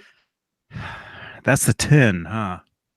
Yes, sir. That's the one that came with the cards. Did you get the pink pick too? Yeah, I got a bunch of stuff in here. Yeah. It has the guitar pick. Did you get that brand new? Yes, sir. Yeah. There should be a pink guitar pick in there that has the VH logo on it. Yeah. I got that brand new as well. It's cool. It's cool. Should I say it's cool 3 times? It's cool. I like this shot of the guys. They got sort of that circus theme going on, and they sort of had that on the stage too. Yeah, I don't know whose idea that was, but they need to be slapped. Yeah. Those pants that he was wearing. Oh my God. The baggy ones? No, the ones that he like. If you watch the Australian concert, like the high-waisted, like carny pants or something. Oh, he was like dressed up. He had like a suit. It was like he had the suit pants and the shoes. I don't know if they were suit pants. They were like, if they were like girls' pants, girls' suit pants. Who did I completely interrupt? Johnny. Steve. No. It's like you were saying. That's an actual old. Well, it's not even a picture; it's a video. That's an actual video of the cannon hitting the guy. Yeah, if you've seen it. It's as far as like the new era of Van Halen. Yeah, right. I would say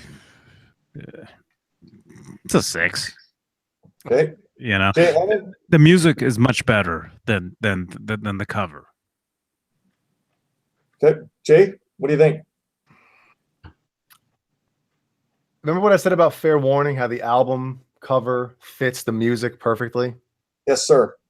That might be along the same lines because the album cover sucks and the music and the album sucks. A bomb? Yeah.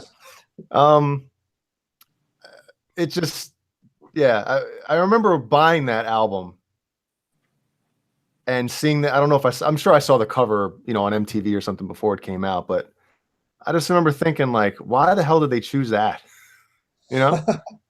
Like it just, there's no originality, no anything about it. And when I said about, the music, the album sucking, I go back from time to time. There's some good tunes on that album, man. There's, Fire in a Hole and stuff like that, Year to the Day. But I think that album actually sums it up. It's like a punch to the gut for Van Halen fans. Yes, Gary Cherone is not. I love Extreme. I love Gary Cherone in Extreme. Yep. Second, I heard that Gary Cherone was the new Van Halen singer. I knew it wasn't going to work, and I loved Extreme. Even at the time, I loved Extreme. Really? Yes, and I just knew in my head, I'm like, it's not going to work. What made you think about that? I'm curious. What made you think that it's going to just not work? I have no idea. I just knew. I mean, how old was I? Friggin' 21. But just the style, I guess. Style. I mean, it was because Extreme has a lot of grooves, a lot of grooving music going on there. Well, and plus the fact of Nuno, his voice is a huge part of that of Extreme sound as well. But I knew like. And the attitude and charisma that Gary Cherone had I knew it wasn't going to work in Van Halen. You know, I wish Eddie would have called me and said, "Hey, what do you think, Gary Cherone?" I'd be like, "Nah, not going to work." Okay, we'll look elsewhere. Who's next? Caleb, what do you think? Yeah. God, I remember trying to love that record so much. That's never a good sign when you're trying to like it. Yeah, I remember just thinking, how many songs can have 7 parts?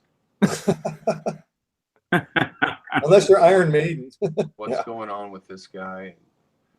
You know, where did the distortion go? You know, yeah, I was worried. That's when I think the term was worried. I was worried. I knew that this was the third singer, and I knew that, you know, things were bad, but you know, it's your hero. You're hanging on for dear life. And I just felt like,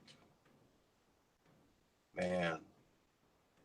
Did any of you see this tour at all? Like live in concert? No. Nope. No. That's the only tour, basically, that I never saw. Okay. Yeah, no, I never. I skipped it. And I didn't want to see it. Yeah, Me neither. I think I was done. I mean, I was busy too. I was working with Tonic. I was on the road. Oh yeah. Now, would you have seen it if you weren't busy? I don't know. I don't think so. If you could go back right now and say, would you go see that show?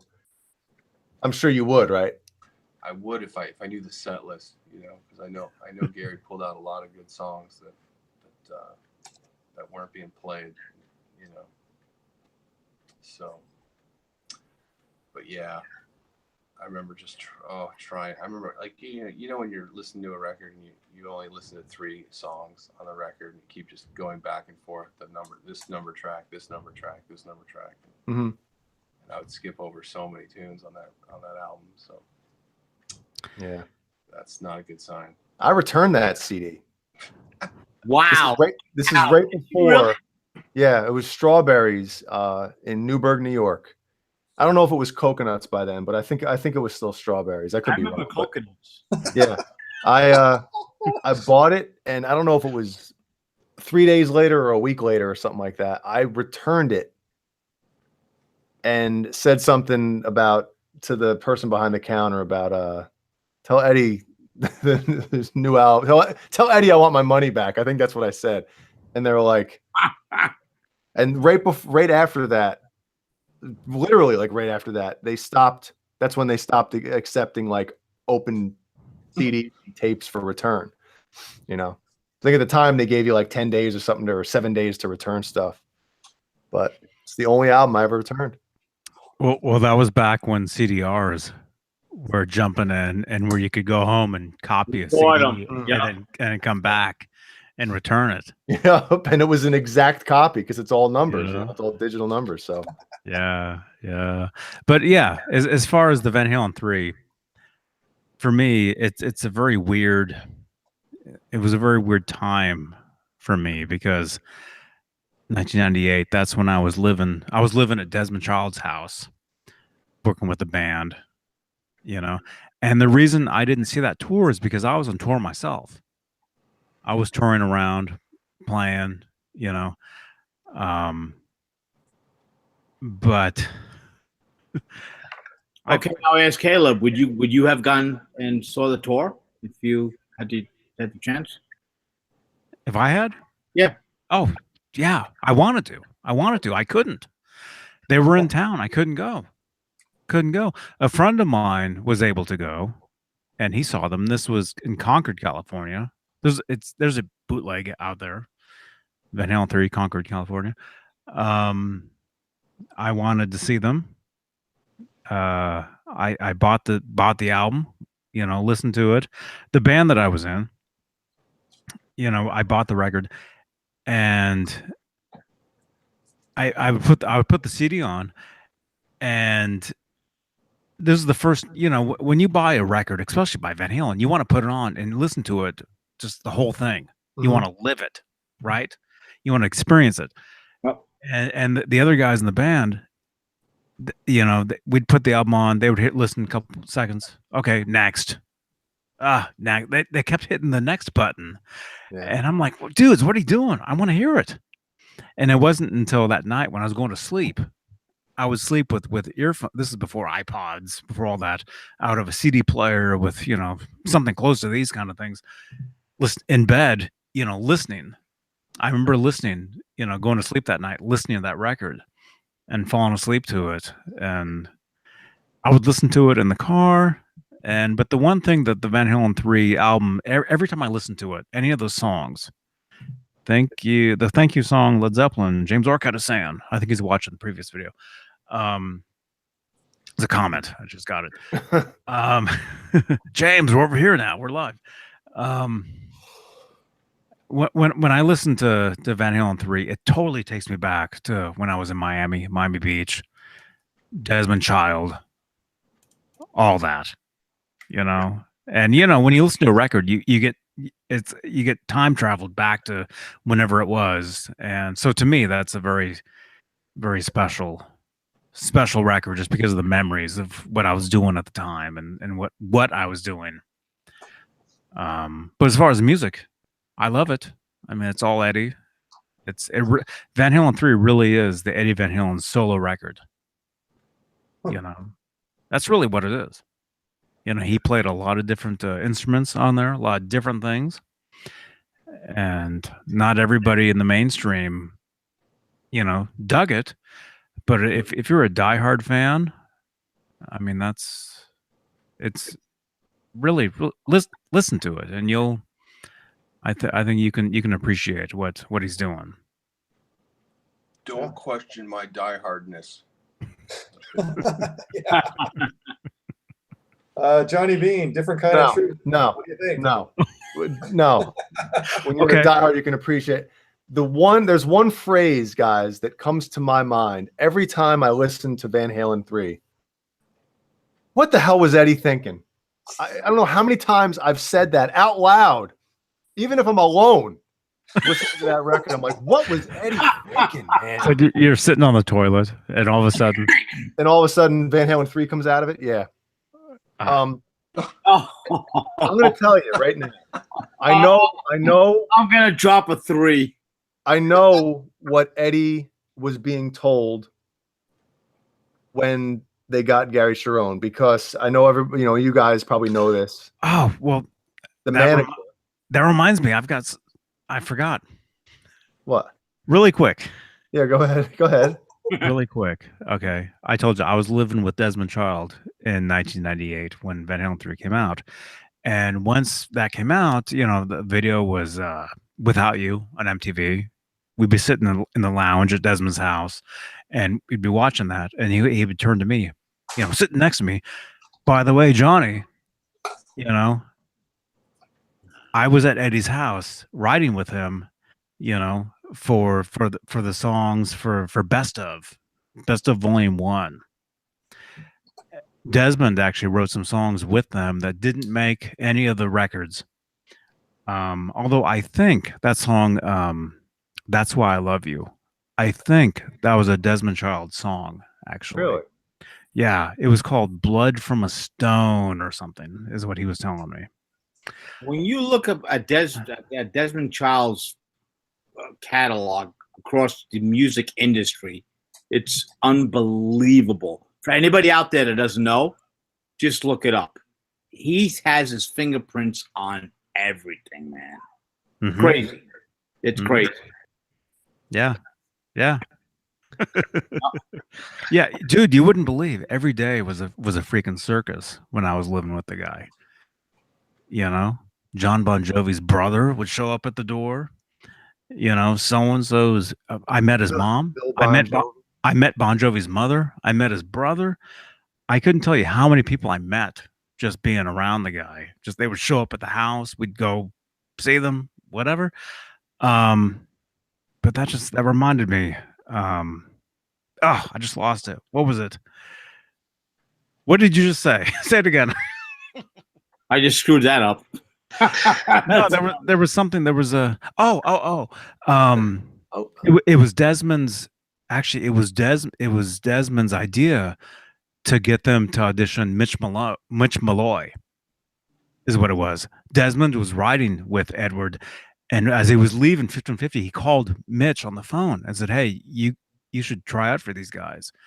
And that was the whole reason he tried out for them. And had the gig for a very short time. Yeah, it was because of Desmond Child. Yeah, That would have been another. he told me that. Yeah, That close. yeah. That would have flopped. In my opinion, that would have flopped even harder than Gary. Missed it by that much. So back what I was saying, real quick. Yeah. Real quickly. Let me just chime in with what was probably being told from management, because we all know that the new Van Halen manager was also Extreme's manager. Extreme was done at the time. They kind of hung it up.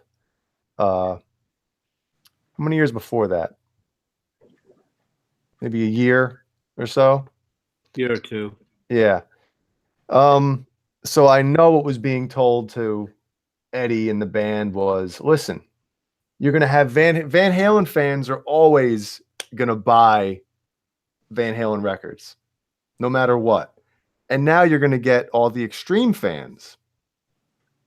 And it's going to be two bands. All their fans are going to come into one, and it's going to be fine. I can almost see it happening. And on paper, it looks good. On paper, it looked perfect. But, the ears don't lie, but whatever. Okay, is Johnny still there? No? Okay, Jay, what do you think? No. Okay. You don't like the locomotive? No, what who did they steal that album cover from again? Johnny will know. It's almost like identical to another band from, I don't know if it was an album from the 70s or something like that. Oh, really? Okay. But I mean, I get it, Van Halen Train or whatever. Like a disco thing or something. So it seems like from you guys just looking at all the album covers, I mean, it really comes down to listening to the record and whether you went to the tour or not, whether Van Halen 2 looks like a boring album cover or Diver Down or, this one, whatever. It's kind of, for us, it's about listening to the music or seeing them live. It doesn't really even matter necessarily what the album cover looks like. No, so let's erase the previous 2.5 hours. Yeah, right. I gotta roll, boys. Okay. Yeah, I got to roll in a minute too, man. I'm I know Steve wants to finish his Real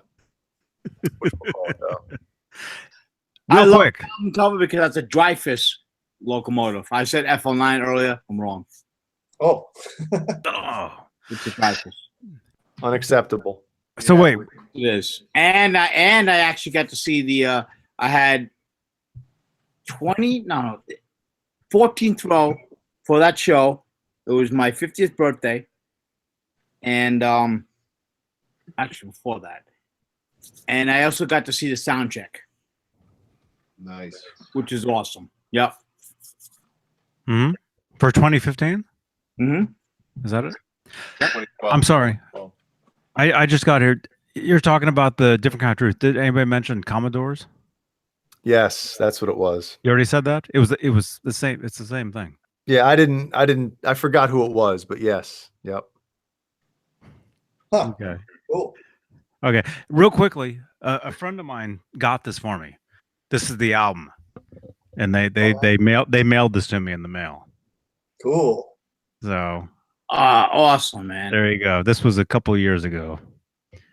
Couldn't believe it. Was very, very, very surprised. Look at that. All four of them? No, it's just Eddie. Oh, I got this directly from Eddie. brilliant. Oh. That is so awesome. So it's the record. It's the double album, and I framed it, and it's right there. Cool. There you go. So hey, this album cover rocks, man. This is the best one right here.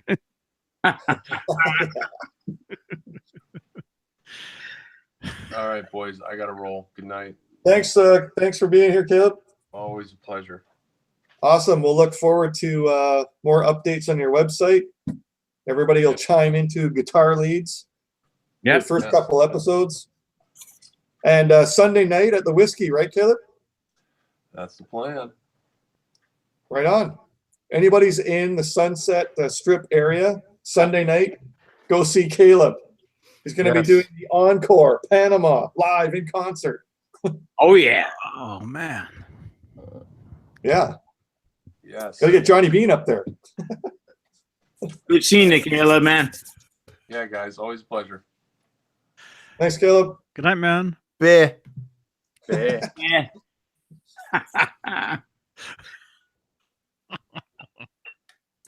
Yeah, I We gotta still split have too, 34 people watching this insanity. Yeah. Thank you everybody for looking at this. Subscribe if you're brand new. Click the bell. Leave a thumbs up. So, Johnny, that guitar over your right shoulder, was that just put together this week? That one? Nah. Oh, okay. No. That's the one that Bozique gave me. Oh, okay. He gave me. I did the unboxing. He gave me the body, fully loaded, and then I traded a neck to him for the neck for that, and just put it together. Right on. And it's the same guitar that Jay has, just hardtail, same thing. And when you take a picture and you reverse the colors, that's basically it. Minus the headstock, you know? Yep. You have the pearl tuners? Yeah. Me too. Yep.